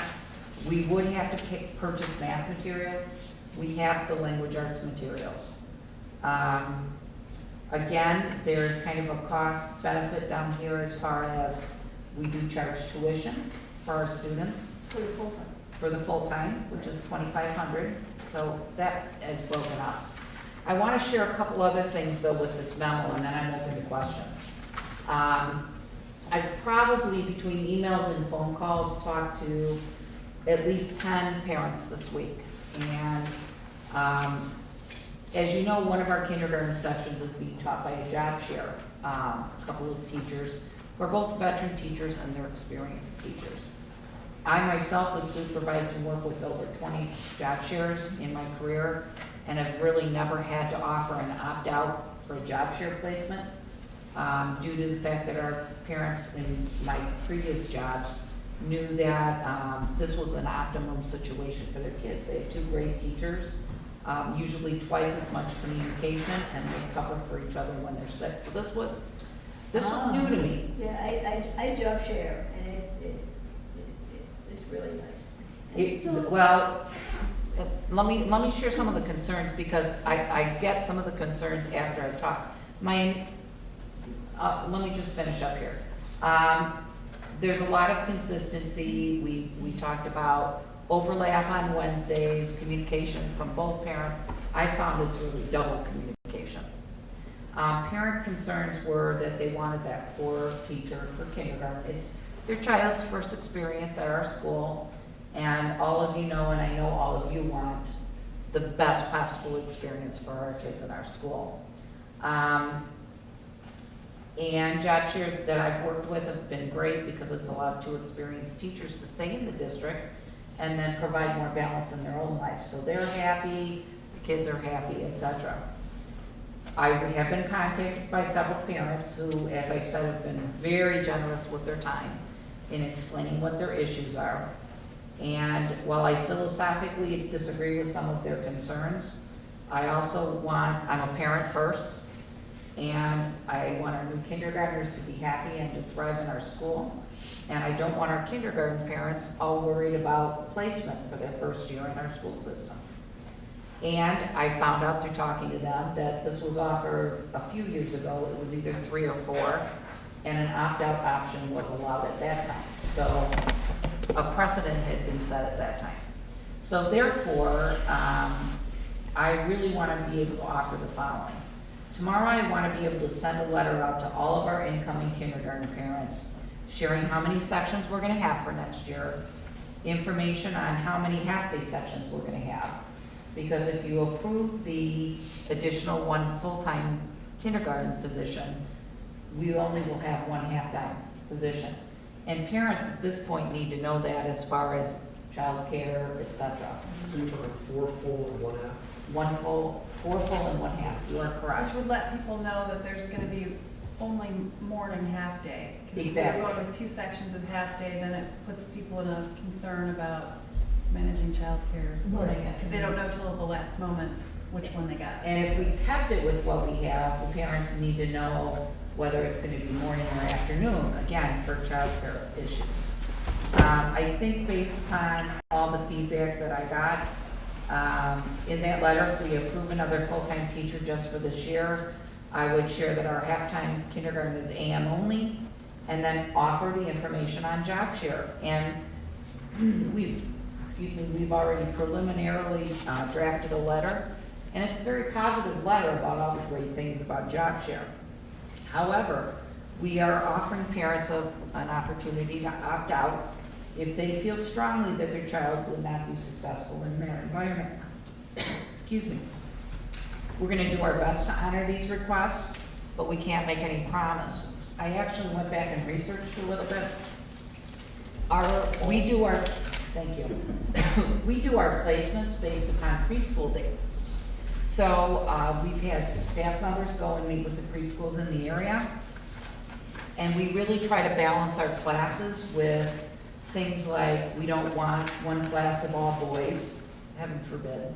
We want to divide up the reading ability, activity levels, and anything else. We really want well-balanced classes. So based upon trying to do a well-balanced class, we will make every effort to honor those requests. And I'd like to get the letters out because we would need those back in the office by next Friday, and then do our kindergarten placement so we can get everything out on time. As you know, we have one position that our halftime kindergarten, halftime RTI, we have to fill. It's vacant. I purposely have not interviewed for that yet because if we go this way, I'm gonna look for a regular ed teacher that speaks Spanish to be able to offer that instruction. And then we would obviously post another vacancy for the new position. And I do want to reiterate, I've said it once, but I want to eliminate the perceptions in the community. We are only allowing kindergartners to go into the full day section when we say waiver. That means that they qualify for free and reduced lunch under the federal guidelines. And so we're mandated, when we offer an educational opportunity, we have to allow anybody on free and reduced to be able to enter those classrooms. So I'm open to all of your questions. I do want to share with you, even though I was trying to fit it all in as a board week, I want to say once again, our parents were great. They shared a lot of feedback, gave me a lot of history, and it became a good experience for me. I just have a question on the waiver. Are we sure that they will want the full day option? I hear you We say would they're ask eligible. that it's up to them. Okay, what if 5 of them don't? And we're looking at a half day with 20. Many are already in there. So, and we have 5 that have already said that they do it. What about the 9 that may be moving? How do you project? You're expecting, based on history, roughly 9 move-ins between now and the start Well, of school? where our class sizes are small enough That that, you can accommodate You could- because yes, That's all line go. right. and the majority of our students right now, we're getting phone calls. Gene Amundsen's getting phone calls. People are coming here from other states, and literally they're faxing us contracts for their homes. They're not expected to arrive. The first thing they're calling about is, I need to get in full-time kindergarten. So now, as of tomorrow, if this is approved, we can call them and say, welcome to our school system, we approved this section and we're all set. This is a great town, come on. So there's been a lot of learning for me in this process. but I think it's the best thing to do for kids, and it provides everybody a great start to our school, and really should eliminate the need for more intense interventions as kids get older. I think we provide that basis. We So don't that's it. have a motion for a second. Costs really No, go what up I'm on doing that. is, since we're on the discussion side of this, does anyone else have any clarifications, questions? I'm very comfortable with this. 84 is what we had in 08, 09, and we had these 4 sections in 1 half day. I think I was talking last month about that, so I'm glad to hear that this is a recommendation. I think it's Yeah, the way to go. It's very well thought out. so I need a motion first. I need a motion. Can I have a motion to approve the addition of 1 full-time kindergarten teacher for the 2013-14 school year as presented? So moved. Second, Aye. Christine, please do the roll call. Hang on, I'm writing the motion. Said, Barry, Yes. Charlie, Yes. Gotcha, yes, Hay, Yes. Batchinger, yes, Rosen, Yes. right. Yes. The motion has approved. Thank you. The very last action item of the evening is our consent agenda. Because many of the financial reports are now under action items, we now only have 4 consent items, all of them being meeting minutes. May I please have a motion to approve the consent agenda as presented? So moved. Second, Second. anybody want to have questions on any of these items, or want to pull anything out? No, thank you. Can we please have a roll call? Do we know, this is a close question, do we need a roll call or we can do a voice vote on this consent agenda? I'm sorry, because I was getting ready. On for the next consent thing. agenda, since it's all We just do a meeting voice vote? minutes, they want to know if we can do You could do a voice vote on it, as long as there's no one going to abstain. okay. Let's be Only if you're, if everyone's gonna vote. But you it's can do it. minute approval, doesn't need a roll call. Let's just do it. I would just do, Just do a and roll I call. will check, I have to check my little board book. All right, It's right in there. Charlotte, Yes. Gotcha, Yes. Hay, Yes. Batchinger, yes, Rosen, Yes. Ryder, Yes. Barry. Yes. Motion's approved. I just wanted to make a comment that the minutes are getting better and I wanted to also make a, The minutes are getting better and better. better. I wanted Excellent. to make an executive decision for all those parents who patiently waited to hear some of this kindergarten conversation. As I said in the beginning of the meeting, that we would allow time for discussion and further audience comments at the end. But if you guys don't want to hang out, because we actually have quite a bit more to do, before we get to the end, if anybody needs to say anything based on what you heard, I'm going to make the exception and allow you guys to do that now if you want. If you don't want to say anything, have a great night, thanks. You can stay if you want, otherwise. If you do address the board, please state your name and your address, and if you can, try to keep it brief. I'm good with it. No, no. Hi, everyone. My name's Kara Cran. You all received an email from me earlier, I think last week, in regards to kindergarten. So I just wanted to say thank you. Thank you especially to Mark Berry, who took time to meet with me, as well as Dr. Sophie. And I'm happy with the results, and I think a lot of the other parents will be as well. So thank you. Thank you. Anybody? All right. On to discussion items. We're going to start by reviewing meeting dates for the next couple of meetings. Jean, you want to lead us through that conversation? And I am going to make some suggestions as we go here, because then we may have to amend our calendars. My suggestion, as I'm looking at this, the August 13th Committee of the Whole meeting, if we could change that to a working meeting at the district office, we could do budget, I would take off policy, and we may, based upon the depth of the budget discussion, we could start a preliminary bond discussion. So I'm not going to be here, And neither is Mark. and neither is Mark, and But you're both experienced board members now. we are, yes. 2 years. You want to call it? You want to call We're not allowed to. I was hoping to be able to listen to Well, let's change that. watch the tape of the committee of the whole. You could definitely, Can you Skype? If this is a committee of the whole, we cannot call it. You're- We've been through this that's before. right. But we could change You our can do rules that. to No, allow it's that. state rule, it's No. not our rules. You have a right to look into this. When I tried to do this on my kids, Gonna be too No, late. I think, I recall The that motivation level might be the. Here's what I would suggest. let's look into it, because I'd love to call in. but- I would suggest, because we've got to get things moving and people need to have some comfort level. I would suggest, because we have to make some bond decisions in August. If we don't, we will not be capturing our interest rates that our bond council is really encouraging us. So my vote would be to change the August 13 meeting to a working meeting and really go line by line for budget.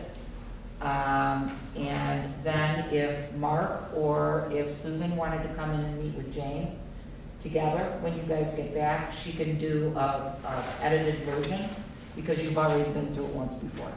How's that?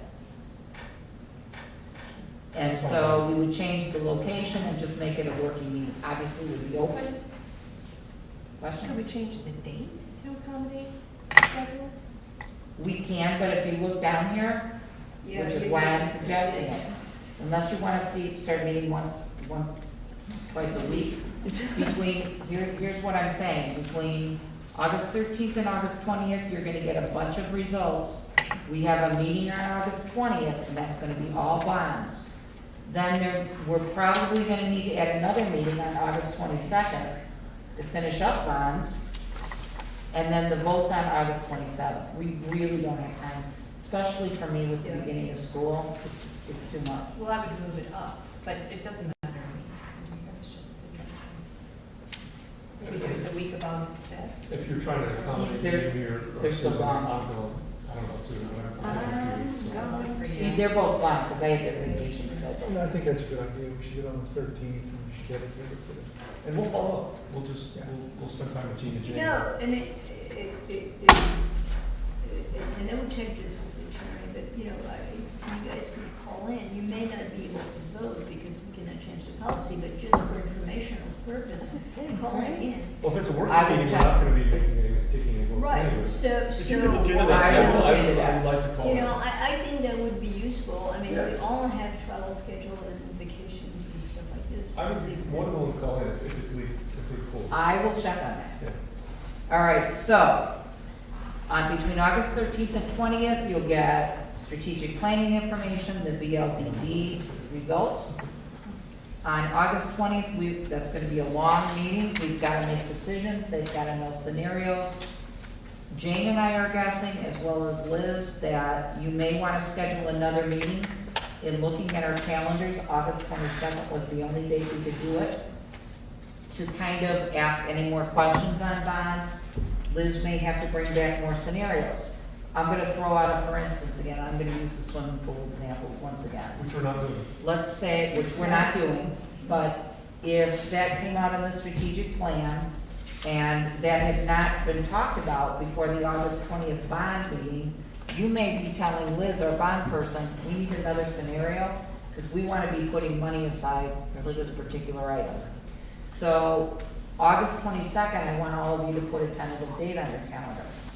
Then we've got our bond vote on August 27th, and it is all of our beliefs that if we can get this voted on at that night on the bonds, we can capture the interest rates that we need for that. If you notice on the August 27th, there will be a closed session. I have some items to discuss with you at that point. On September 10th, we've got a committee of the whole meeting. We're going to be beginning levy work, and I have policy that I've got to bring you. 17th is the board workshop. The 24th is our regular meeting. Again, levy discussion. We'll have our ISAC score results. We'll be talking about that. Here's my dilemma. We have a meeting scheduled for October 8th. I will be in Springfield because I will be presenting very early on Wednesday morning. I would like to be able to move that to October 15th, but I need to see if that fits in all your schedules. I can do Sure. Yes, that works. I'm gone. October to what? 15. 15th. Now Julie can't make that one though. The other option would be that Kevin and Jane run that meeting. I don't Is there know, a different day that you would be here that week? No. It's- I'm that's gonna a be big gone the option. rest of the week then, because I'm in Springfield. We could do 14th, for example. That would help. Oh, the 14th is a Monday? I just, That it wouldn't doesn't help you, Julie. It doesn't help me, no. That's okay. So You give can it have to- I'll be on the 15th. Yeah, we'll have a quorum. If it works Yeah, for everyone. okay. else, it's fine. Yeah. All right, so we're gonna need to reschedule that one, so we're gonna need to amend the calendar, and then we've got So it the on. 15th 15th. Yes, at 7, because we're going to have a closed session. it'll be a regular meeting, so it'll be 7 o'clock. And with the possibility of exec session before if we need it. And then October 22nd. Before we move into the next section, I do want to make a comment that I did send all of you kind of the Illinois Association of School Boards memo on the conference. And we're gonna need to be having some discussions on that and see who's gonna be going. Registration will be available. I'm trying to get a copy of the actual program so you can see what kind of programs there are there. But we will need to get people registered and kind of we need to get a feel for who may be coming. You know, just as a comment on that, my first year on the board, I didn't see the point of doing that, and was reluctant to have only been on the board a couple months at a time. But then I went last year, and I gotta tell you, it was one of the most interesting things I've done on the school board. It was just so revealing to not only attend all these courses, but to hear the perspectives of all the other school board members, because you get tons of discussions and issues in your meetings and between meetings and after hours. It was just a really valuable experience. To each his own. I would encourage people to go. And that concludes my dates. Are the dates, so everyone's got the dates on their calendars. And what I'm gonna try to do is put dates in my updates now, as reminders for all of you. And we'll try to go 3 months out for everybody. Okay. Any other questions on that issue regarding the calendar? We'll move on to, under discussion items, item D, superintendent board agreements, and we're gonna go through the during and meeting agreements. Does anybody want to dive in? You can just start with number 1. Number 1. Okay. Yeah, Were you gonna go through the? I can read them and. Because I will tell you that I am a wordsmither, I will own that. I've taken a look at them, I've done some wordsmithing. You know, is there maybe a better way to do this than to go through line by line and try to wordsmith them right now?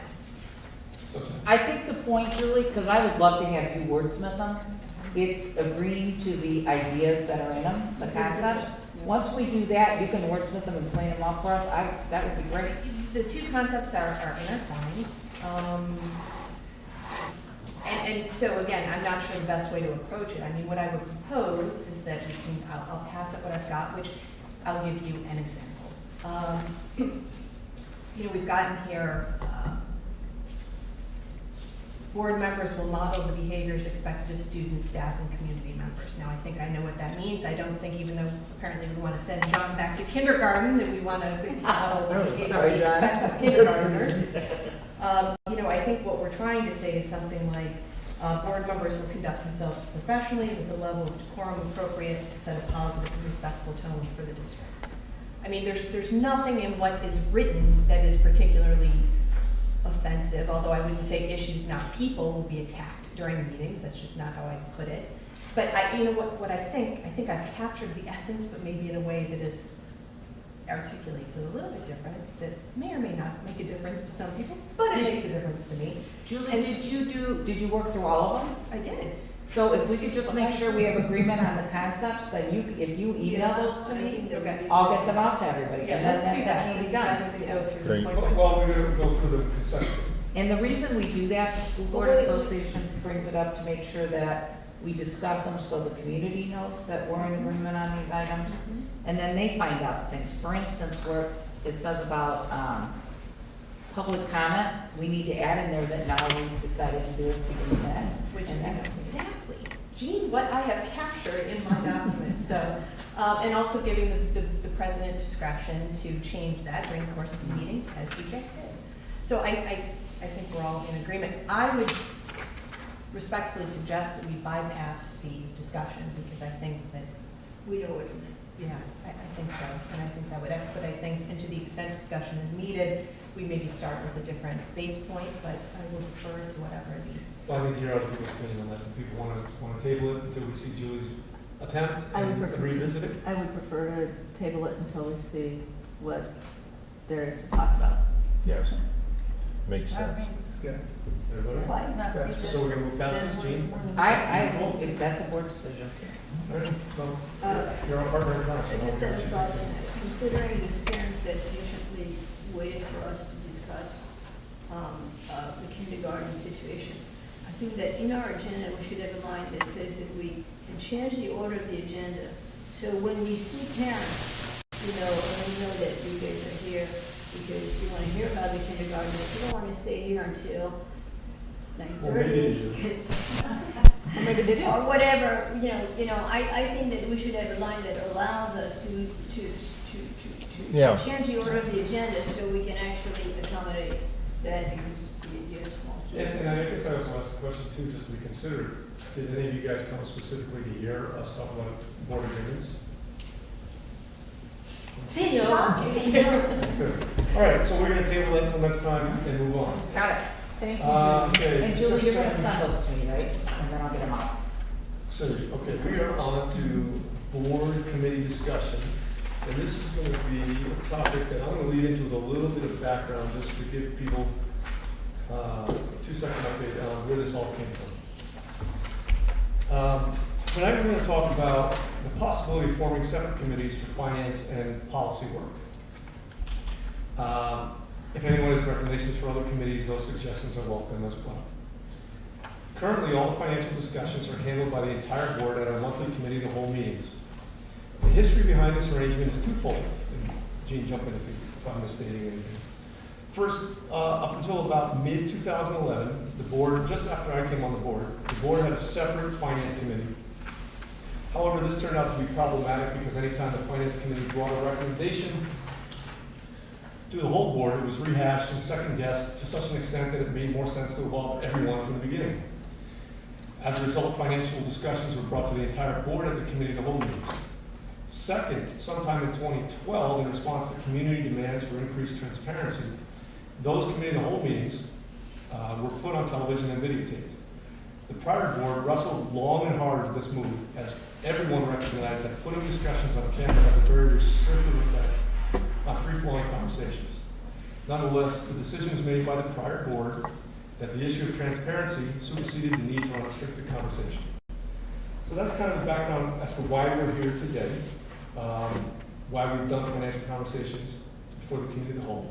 It's been proposed that we do something different, and we're all going to get a chance to talk about this and share our opinions. And I'm going to lead off that discussion with telling you where I'm coming from. So, considering all the background I just shared, I'd like to start the discussion by sharing my thoughts. It's my position that I cannot, in good conscience, support turning our back on the transparency demands of the community and taking finance discussions off camera. The camera guarantees transparency. I can support a compromise on the idea of forming a separate finance committee, but only because I suspect that nearly the entire board will attend anyways, and only if such meetings are televised. Another compromise I feel I can support is to maintain the status quo for now and revisit the idea of a finance committee in the new year. I feel it's too early to take finance off camera. This board hasn't made the tough decisions yet together as a team. We haven't fought the tough battle together. We haven't earned the trust and respect of the community yet. Since we are facing some very big financial discussions in the not too distant future, bonds for example, why not involve the entire board for now at the committee of the whole and revisit the committees in the new year? That's my opinion, and now it's not for everybody else to share where you're coming from on the idea of taking committees, starting separate committees. Would like to begin? Which side? Rich, let's start this work around. Yeah, I guess I don't quite understand if the committees are open where the transparency rub is, other than somebody who's unable to physically get here to view it. I have no idea what kind of audience we get on this type of a board, but it seems to me that there's plenty of transparency even by going through committees. A year ago, I would have agreed with you completely. I remember making that same argument, that all our meetings are posted, they're all open to the public. And yet, we still got called out for supposedly doing things without notifying the community because they didn't see it on television or on the video. I don't think the finance committee itself will make the final decision. I view it as the finance committee going through the minutiae and the details, and for those of us who have an interest in numbers and finance, we boil it down to present to the group as a whole. Now, your argument earlier that in the past, I guess, the group as a whole took it on and embellished the discussion even further. But I think it's worth, and that was with that board. I'm not sure that would happen with this board, maybe it wouldn't. So I view the committee works at the finance committee, which I have an interest in, where we would root out some of the questions we have, delve into the minutiae, the details, and come to some conclusion that we think is appropriate to the full board in an open, transparent way. So I don't think anything gets lost in that process. And I do think we gain something by allowing those of us who are really interested, because I know if I go, I'm not interested in policy, I might fall asleep in that meeting. But I know Julie, and I have confidence that Julie and probably Susan and others would do a much better job than I could do in that. So we both bring each of us bring our strengths to the table in that case. That's the way I view it. Susan? So I'm wondering how such a committee differs from the goal team that is on goal 3. Those are very different, because those are really superintendent committees. You Okay. guys are talking about board committees. And so would they be looking at the same kind of minutia? I'm just trying to understand. As the board team? As the board finance committee is digging into the minutia of finance issues. And then the team, superintendent team, goal team, is looking at finance issues. They strike me as at least parallel, if not overlapping. I know they're made up of different people, but aren't they? They're really different roles, because a board committee is going to come back and make a board decision, whereas the goal committees are just deciding what we're gonna be bringing back to the board. For instance, the board goal 3 committee might actually meet with the finance committee and say, this is what we talked about in our meetings. The finance committee and the board are the decision makers. They're Right. not really, I don't see those are two different things. I guess I envisioned it advisory, correct? Exactly, it's more advisory. The goal team, I guess I had thought that the goal team would come back to the committee of the whole, or the entire. It is coming back. Right, so are you now saying that if we had a finance committee, the goal team would meet with the finance committee, and the finance committee would then bring it to the? I think you're just thinking, it's just words, because right now, if I guess, and I may or may not be right. I guessed the baby wrong this week, I thought for sure it was a girl. But I will share with you, I would guess that in the beginning of this finance committee, all of you would be attending. So Attending members, I guess I don't understand, right? So is it? It doesn't Or really we have matter. members, or we have? It doesn't matter. Well, then how does that differ from the committee of the whole, where we put the committee of the whole agenda item is bonds? I don't understand what the difference is between that and having a finance committee where they discuss bonds and then bring it back to the committee of the whole in case one or two of us wasn't there. It strikes me that it makes more sense, given where we are in our evolution and where we are in the strategic plan, that we would have a committee of the whole review of the finance issues, especially through the pendency of the strategic planning process at least, and maybe revisit it once we have that established. See, from my perspective, I think we're thinking of it in two different ways. I view the finance committee as digging down much deeper than that strategic level. I think what you're looking at is a strategic level. I'm thinking about, for example, are you interested in sitting down with Jane and I, maybe Christine, and discussing reports for finance purposes? Maybe you are, I'm not sure. But I'm thinking in those terms for the finance committee, and once we come up with an appropriate report, if that's possible, we present it to everyone else to look at it, to view it, to determine what's appropriate. And I think that it's so, I mean, if I can use as a model what we use at the village, the finance committee is announced, minutes are kept, everybody's invited. There are actually voting members that will make recommendation to the full board. So if you are not part of the finance committee, you're not a voting member, but that doesn't mean that you're not part of the discussion. You know what I'm saying? So there, it works two ways. There is an information element, and there is also the possibility to ash, ideas. Some may be pursued, viewed as weird, but actually, I think it's good for creativity. The high school as the finance committee, Lake Forest High School as a finance committee, it's not an unusual committee. It's about nitty-gritty. I'm not concerned about the transparency. I think that we invite the community. I've had people in finance committee coming to see how we were looking at the budget for the village. And actually, it was really a good exercise because they left and they were extremely reassured by the process itself. And I think that there are, the fact that we're sitting on a $12 million reserve right there is the argument for finance committee, because I think that it would have been flagged earlier if people had looked at it more precisely. That's what I'm saying. So I have a quick question in between that, because as I've shared with all of you, I've done both. Committee of the whole, finance committee, policy committee, no committees. What would you be voting on?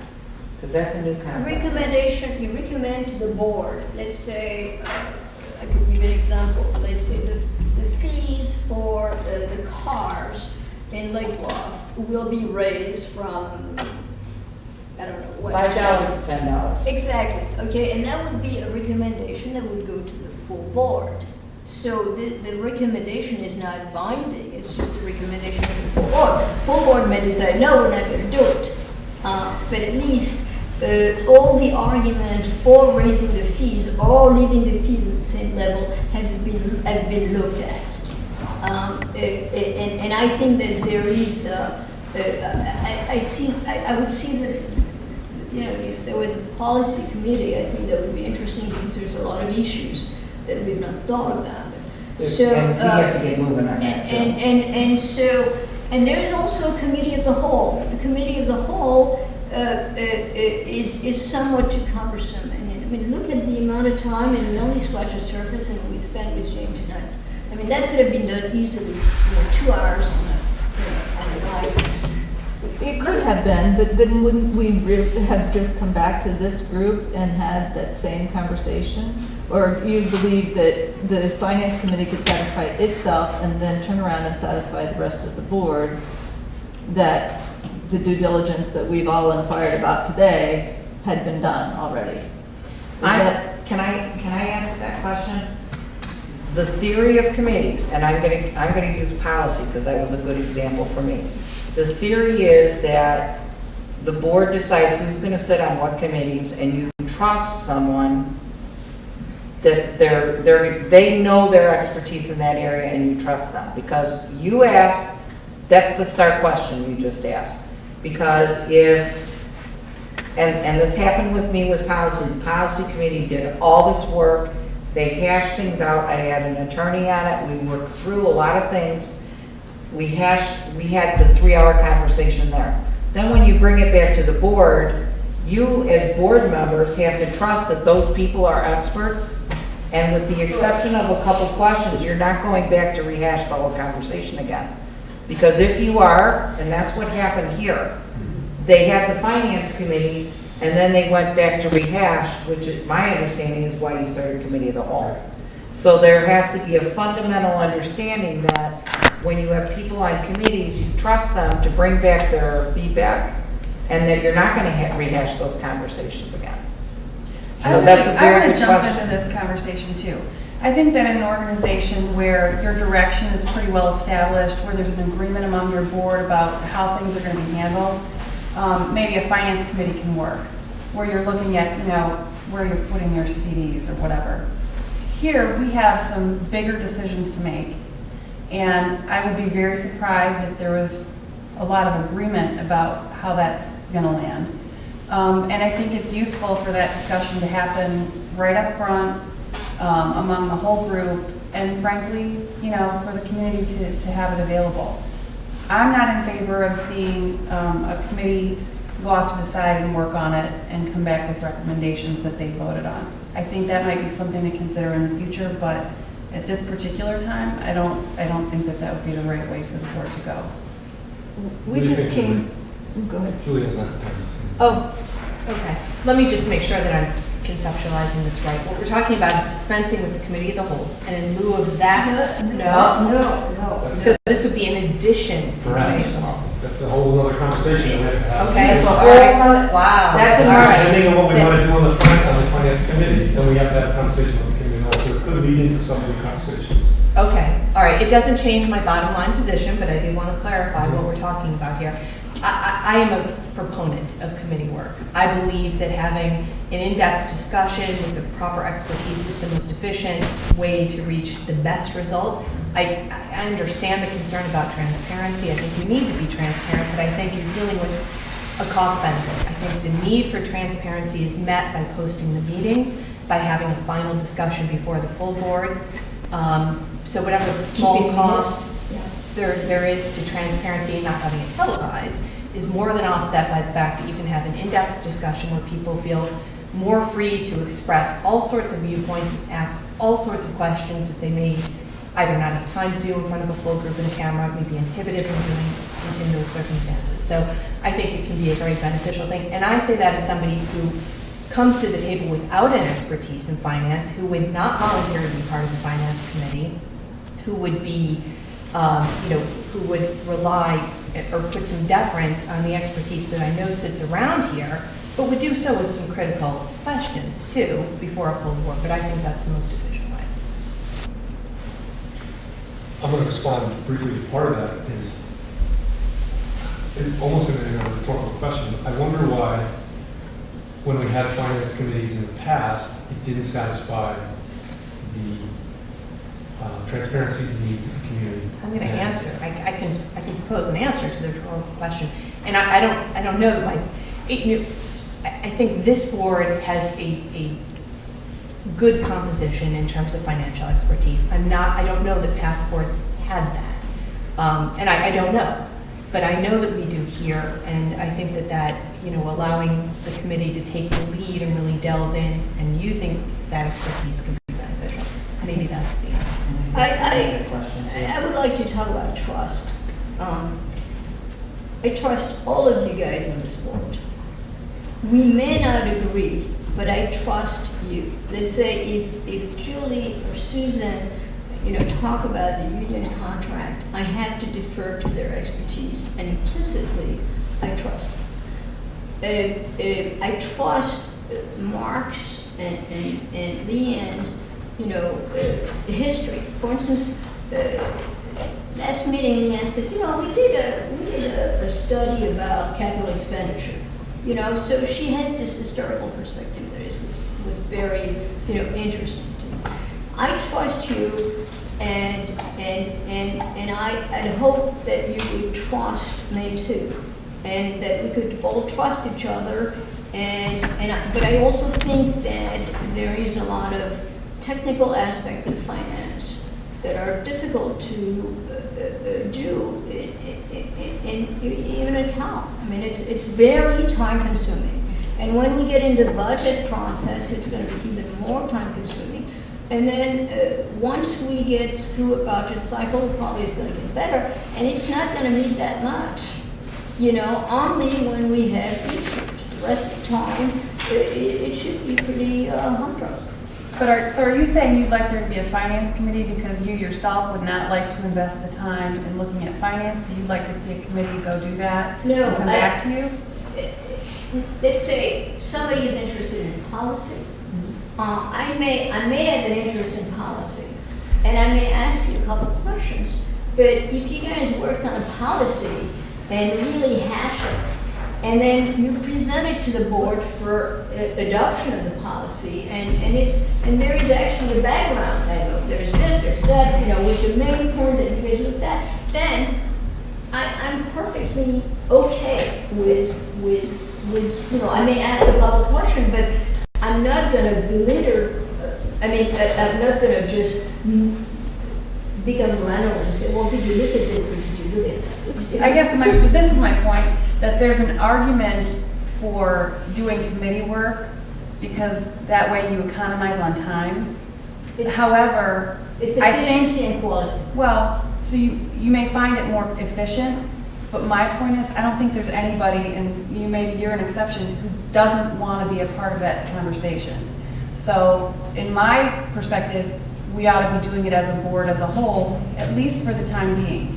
Now, if we're 6 months or a year down the road where we've come to some agreement about the way that we're going to do business, I might look at that differently. But right now, I don't think that that's the right way to go. Is anyone excluded from a committee meeting, any board member? Well, only in that people couldn't vote. Nobody would be Everybody, considered it's as- open. Nobody would be excluded, but the fact of the matter is, some people would have the position of being on the committee and others of us wouldn't, and I'm not comfortable with that at this point. I mean, let's be frank, we can draw parallels to policy committee, but this election that we just went through was not about policy. Correct. It was about finance, clear and simple, and one group and the other came to blows pretty publicly over finance. I don't think we can take that back into a back room now at this point, given where the community was on that election. I don't see it as taking it into a back Yeah, room. I really. see it as taking it into an alternate forum. And in fact, Jane said, let's do a workshop and roll up our sleeves, because oftentimes that's the best way to delve into it. So that's how I would distinguish between the two. And it's not delegating authority, it's simply delegating some of the background work is how I would view it. I'm happy to have somebody do the background work. I have a vision in my head about See, the finance excuse committee- me. I'm sorry. I have a vision in my head of the report that I want to see, that I've conceptualized now, and I would love to sit down with Jane and create that report. I would love it even more if John would do that. But I don't want to cede any kind of perceived authority to a committee at this juncture. You're not ceding the authority to the committee. The committee will make recommendations to the board. You will look at what they're doing, and you decide, this is complete garbage, and I will not vote for it. And you will not sign on the recommendation of the finance committee. You may also find that this was fine work, and you're perfectly, comfortable with it. Maybe part of the resistance to the committee idea is the idea that there's going to be a committee recommendation or a vote. I mean, the way I had initially conceived it would be, whoever's on the committee or whoever else wants to attend goes and comes back and maybe presents alternate viewpoints, pros and cons, instead of a final recommendation or something like that. I don't know if that ameliorates any of the concerns. The finance committees that I've had that work that way. They, let's say for instance. Because it's all trade-off, ultimately, you know what I'm saying? So I'm hearing a couple different things. I'm hearing that some people are comfortable with it, some people aren't. And I think a decision needs to be made because we need to move forward. And Mark's going to talk a little bit about that. There's other options too. Maybe you want to get the bond thing under our belt and move forward. I wonder if there's a compromise out there somewhere that people could live with. It's again one of those situations that if we each got to design our ideal way of handling this, it would not look like what's going to end up looking like for all of us. I wonder if there's a compromise where we can create a committee in an environment that makes everybody comfortable, maybe at a table. God knows that this is not a great room for having candid conversation. And instead of having it live on television, we have a video team. I'm wondering if that's a compromise people can live with. No. And I think at this point, I'm going to say I feel like I've heard the points of view that people have. I'm pretty set on the fact that I don't think that we should be moving to committees for finance at this time. So, I mean, I guess I'm saying, at some point we'll make a decision, and I'm just stating I'm kind of where I'm going to land. Unless there's something new, I don't understand something. If we form a committee and everyone is eligible to attend, what's lost? So let's have a committee of if you seven. form- Yeah, Let's have a finance committee of And- seven. We can. Okay. I just That's think- fine, we can have everybody, but there should be, like, 3 hours spent on them. And Sure, this gets And I think that's what we the just board proposed could in the agree to do workshop. that. Yeah, we can agree to work on that together. And here, getting back to how I conceived of this arrangement, is that we would have a policy committee and a finance committee. So the idea is not that certain people get out of doing the work or aren't contributing or anything like that. It is that certain interest and talent pools are deployed in one way, in one area, certain talent pools and interest in the finance area. The board will have more time overall to address all of these different issues. Things will move along more quickly than sitting in these meetings that go for hours and hours and hours. And frankly, at the end of the day, I'm not sure we really, advanced the ball all that much on many of these things because of the format. So, that's how I see it, is a leverage opportunity and not, people not doing their share of the work or something. I think there's another way to leverage, and I want us to seriously consider it. And your work on the language in the last couple of meetings that we've had is a perfect example of why it works, right? That's your talent, you wordsmith. I do sometimes, but you really wordsmith, right? And you brought that, and we said thank you, and we're going to look at it, and then we're going to come back and say this is approved. Why not have the same thing be done by John, getting as much information in as useful a format as possible? I'd love for him to serve the same role in finance as you serve with wordsmithing in policies, for example. But I'm not comfortable ceding this responsibility of parsing this data to a committee. I'm just not. But you're not ceding the responsibility.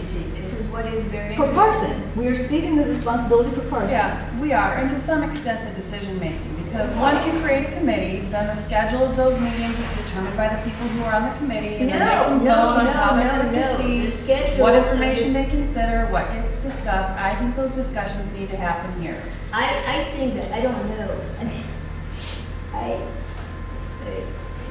first of all, I don't think the scheduling should be decided by the member of the committee. Scheduling should be decided by staff, like for every other schedule, and say, we want to have a finance committee.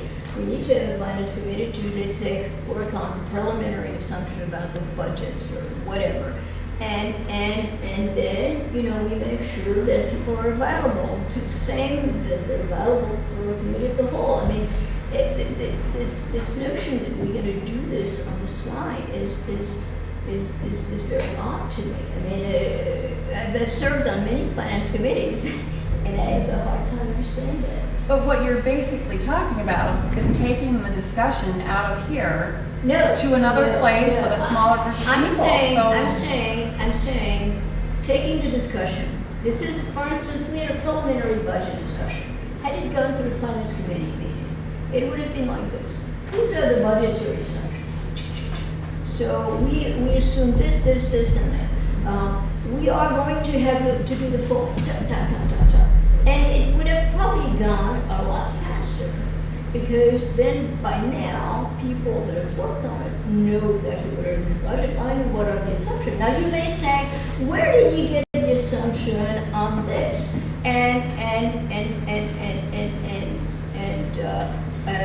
Jean may say, well, we base this on CPI, or we base it on 5-year trend average. I don't think any of us, haven't been around to see how a committee works. I think we all understand that.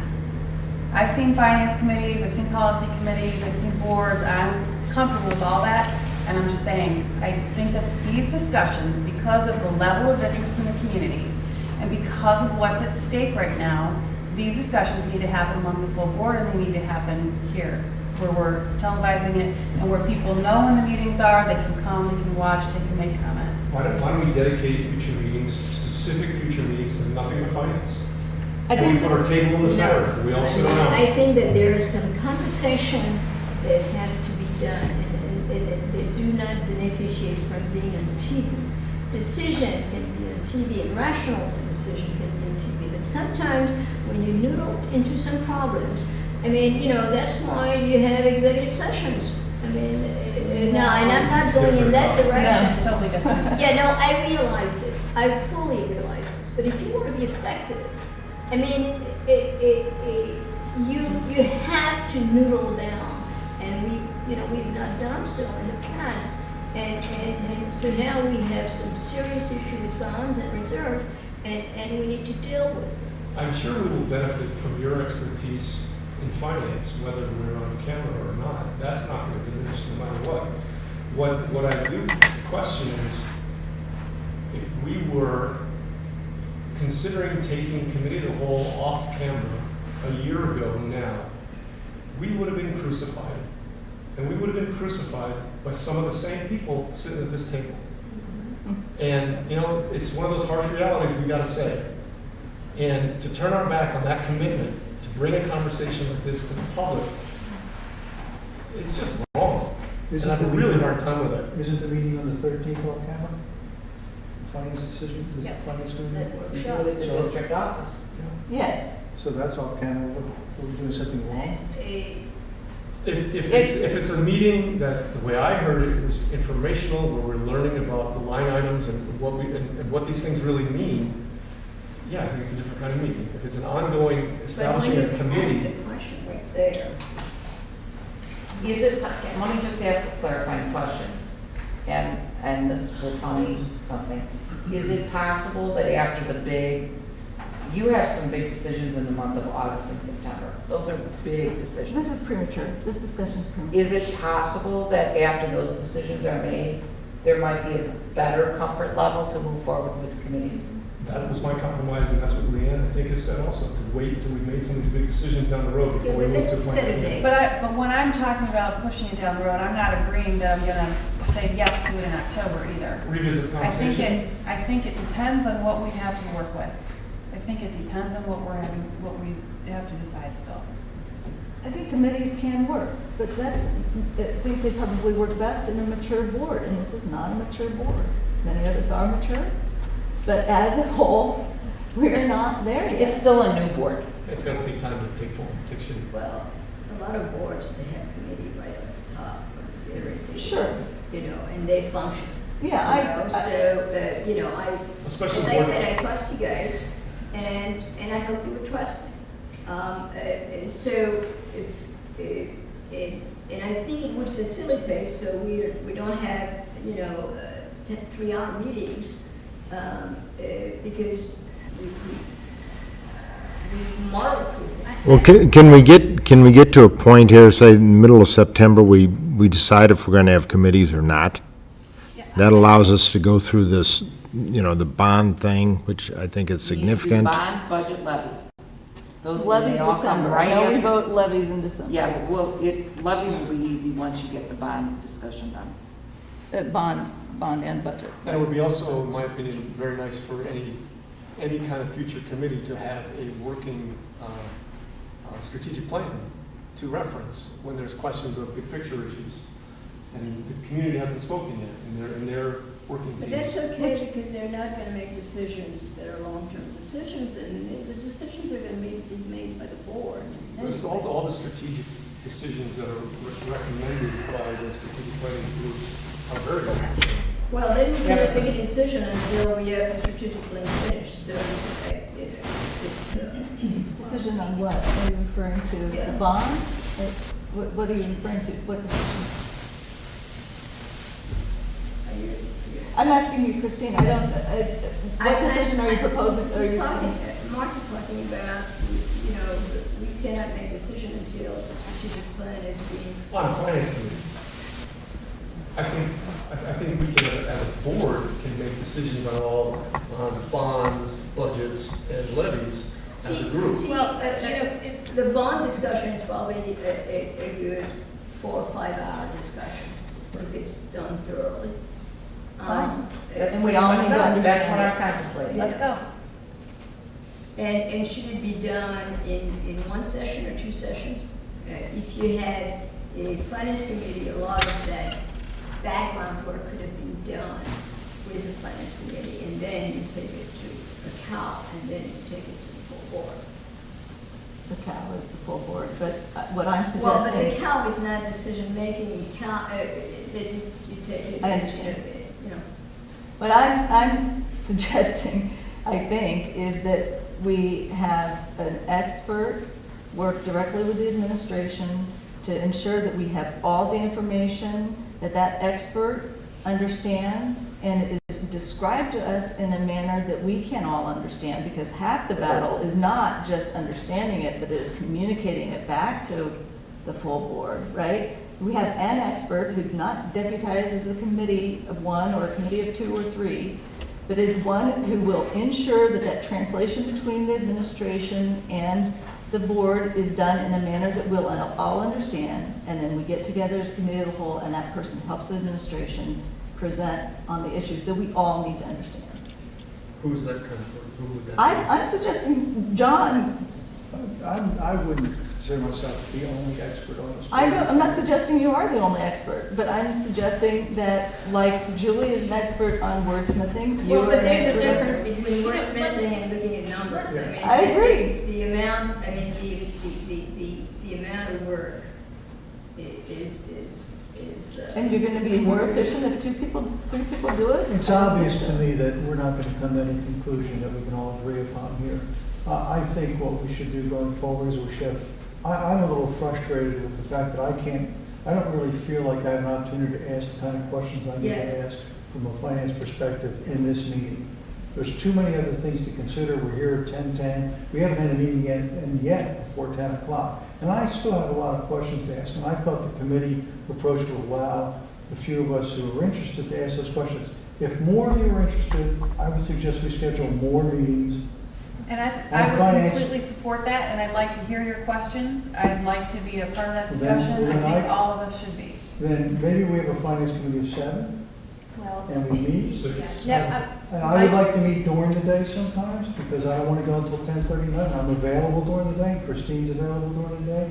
I mean, that's the sort of thing that where we can focus a little more effectively and come to some conclusions that are going to benefit, I think, the entire board. But I get a sense here that there's just not an element of trust available at the present time to accomplish that target. So I would suggest we move ahead with a finance committee of all 7 of us. Schedule extra meetings. I just think we go with the board as we are, and we need to schedule additional When time. you do nothing but finance, you do nothing but finance, no problem. However, I need to go on record with that, you know me well enough, you know what's coming next. School district is for education of kids. So we're gonna be talking about finance, because that's very important. But it's my job to be bringing the student achievement issues here too, because that's what we're I about. don't think anybody's saying not to talk about that, just. These was in- I just have to go on I think we have- record. I think frankly, I think we have a finance committee of 7. I think frankly that there Okay, have not cool. been enough questions Let's asked do in the finance past, committee and we should 7. devote the time in our board meetings to doing that. If that means that we need to schedule an additional meeting time, not forever, but for the time being until we resolve these issues, then fine. To make the big decisions that are coming up. Okay. So yeah, we get in a finance committee, it's got It's 7 members. 10 after 10, and we need to give Gene some guidance, and this is, like John said, this is an issue that is very difficult to resolve in a way that everybody's comfortable with. It sounds like I'm hearing we're going to move ahead with a committee of 7, scheduling separate meetings as necessary for as long as necessary. Can we not call it a committee of 7? It's just a board meeting. Additional meetings as necessary. It's just a committee of all. Isn't the first one on the 13th? It is. Yes. Yeah, so that's essentially the committee of the whole dedicated to finance. Okay, The I'll be in question that I France. would like answered, I mean, if possible, Jean, is regarding the levy. If we keep on taking the levy down, you with me? And then fast forward 5 years, okay? And we need to take the levy up again, because now we have gone through a substantial part of the reserve. Where's the baseline as far as The works? previous year's extensions. So what you're saying, and so this is a real critical issue, Yes, okay? it is. So if we're sitting on that reserve, okay? So if we take the levy down like we did last year, 3 million, right? And then we take it again, 3 million, or whatever, I'm theorizing. You know, so let's say we're down to, what did we levy, 12? Yes. All right, so we're down now to, let's say 10 for a sake. And then suddenly we realize we need more money. then we start from the 10. Yes. Are you You positive can- about this, or you you can- get that 3 years You can average? reach back 3 years. So, once you go past that 3-year mark, Then, yes, you can reach back 3 years. You can To always base- reach back 3 You years. can, yes. That That's doesn't, as You far can reach back as back, you can go. you can reach back 3 years. when you go to the 4th year, you can't just go back 1 year. You can still go back 3 years from that so 4th this year. is, you see, the reason this is really an issue that matters is, and this is why when we look at the budget, I would like to look at budget projections by broad categories, if we could, because that is going to matter. The projection of the reserve and the way we handle the bond, we can really screw up. Do you understand what I'm saying? This may surprise you to know, but we understand that. We went through that last year as a different board, and I fully understand what you're saying. Don't talk to us as if we didn't comprehend that before. We I'm did. not saying We've actually talked about. We've talked about it at length, on camera, with people here. So I don't want to be condescended to. I don't want to be condescended I'm to. sorry, We can all do a better job of talking to each other respectfully. And But it's, we can also relegate I don't this- have the solution, this is what I'm We saying. don't, and we can have this conversation in our conversations where we talk, in our meetings where we talk about nothing but finance. We've made that decision. It's 10 after 10. We got a couple items left to go. I would suggest items D and E under discussion, policy work and board planning calendar are very easy to table to a future meeting. That we move past those and go to the preliminary budget, where Jane can walk us through that fairly briefly. Is everybody okay with tabling those 2 items? Yep. So that you have a preliminary basis before our August 16th meeting. Well, this will be quick because I'm not giving you any information here other than numbers. There's no narrative, there's no description, because we will get into the nitty gritty next month. So unless you want to delve into this deeper, I'll move on to the pages of each individual fund and just point out for the fiscal year 14 budget, the education fund, we are going to transfer a little $1.1 million from the education fund to debt service fund to make the bond and interest payments this year, fiscal year 14. And so we will spend down reserves by almost 1.7 million at this moment. These numbers are going to change a little bit between now and the next couple of weeks, but not substantially. Is it possible that by the time we meet for that workshop, we have 5 years back of actual? Absolutely. And 5 years of projection Yes. after? Yeah. Yes, I have all that. I'll just try to get it into one document.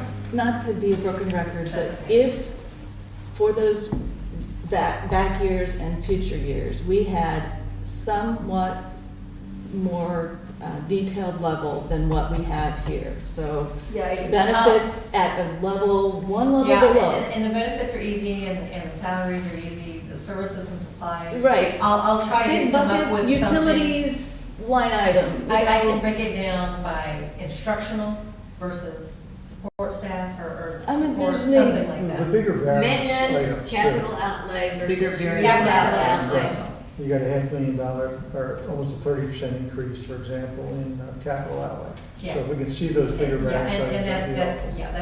that's very doable, and capital outlay is pretty easy because it's. If we have 500 line items, it's not going to be very useful. If we have Right. 5 line items, it's not very useful. I'm looking for something on the order of 20 or 25, that level of detail. Do you know what I mean? Yeah, I'll try to organize it and summarize it in a way that provides a little more beef, as not such And as a then, macro. you know, if you can lay out your assumptions, and, Oh, yeah, absolutely. you know, if there is a big jump in a number or a big drop in a number, some sort of I always explanation. try to indicate And what that if we is. can, is the budget is, when you budget, is it also the levy? No, Okay, that's, all right. but when we look at projections, Right. then we'll be looking at They all hold the hands, levy but to it's not. affect projections. Right, because you have some carryover, right? Well, we have Things carried that fund were balance. budgeted and levied but not expensed. Yes, Should correct. be carried out. That Okay, is so correct. That- then yes, that is your fund That balance. is something else we need to know. Absolutely. Anybody else have needs or wants that they would like to see for next meeting? We'll come out of here getting Jane and Jean as much as, yeah, please. How early can we start this meeting? On the 13th, because if it's gonna be a working meeting, my vote would be to try to start as early as we can And I while have we're to fresh. be picking up somebody at the airport at 9:30 at night. So early would be good for you Yes. too. Earlier the better. Yes. So does that mean 1 o'clock or 6 o'clock? 1 o'clock for me. 1 o'clock will be 10 o'clock in France? I don't know, you tell me how the difference is, because that's where I'll be. 7 hours. 7, all right, I was close. So, So Yeah, one no, would be one- an early morning for you. What is the earliest we can make it? Somebody has to throw out a number for me. Tell me. The earliest I can do it is, probably 2. All right.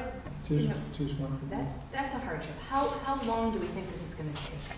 Let's work backwards, and the later we can start with the reasonable end. I would say, and Jane, jump in, when we've done line by line, and I've done this in other districts, it's usually anywhere from 3 to 3.5 hours. Yeah, I would So say if that's we, a lot. with a goal toward ending it, can we start at 5?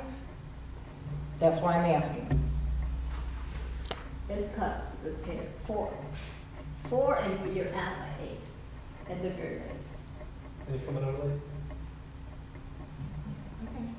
Let's do 4. Or, I'll start with very basic stuff. You're gonna find out if you can call in for this, right? and I'm gonna find out that's in my notes. Okay, is there anything else that anybody wants to share with Jane and Jean about what they need to see for this meeting? So we have a good list? Well, I'm sure we'll think about something. Well, that's also Then good too. just And Make make sure where's that this it meeting gets to gonna take Jean. place? Jane, It's gonna the take place at the the district var- office. the variance is in And red dinner will too. be And if you guys want to come, please do. We have a new Absolutely. No. I mean, we want the public there too. All right, And there's room for more seats now that we've moved rooms. sounds like, And if you bring sandwiches, it'll be even better. Always turkey. anybody else have anything to say on that preliminary budget issue? Things we're gonna get Jane to get for us for next time. And if you think of things, send them to Jane along the way. Item 8, the last and easiest, second to last and easiest agenda item is just a record of our future agenda items, things we're keeping track of to address when time allows. We don't have to discuss any of this, we can ignore it. If anybody has a comment, feel free. I wish we could just vote on A. Hey, We keep pushing the yellow puppy or whatever that is. And then, I'm sorry, what was the question? I missed it. who wants to vote on A? I just think that we should eventually bring A to a vote, I because do we've too. been pushing it down for, Yeah, it's annoying. months. isn't it part of the strategic plan? It is part, it'll be talked about. I know. And my We hope is pushed to it put this in the far, parking lot. strategic plan. And really, the fund balance policy needs to be determined before we make a decision on bonds. Yes. Yes. Yes. The fund balance policy, I thought was going to be part of the So- strategic plan, but maybe no. And it's not? Yeah. I don't know. We can't- I mean, we need to make a It's- decision related to the reserves, Yes, to the capital outlays, we're gonna make it work. So, I mean, I think we need a Okay. fund balance policy before we, so the bond discussion is in mid-August. So that's gotta come up with maybe on the 13th. Maybe that would be a good time to have some preliminary discussion also. Sure. But that's also gonna be a discussion that I think you're gonna want the community to hear also. So the preliminary discussion might be good that night, and that might be. Okay. Last but not least, we're gonna open it up if anybody wants to address the board and have public comment at the end of the meeting, please do so now. If anybody has nothing to say, I'm gonna ask for a motion to adjourn. So moved. Second, all in favor? aye. Opposed? Me. We are adjourned, thank you for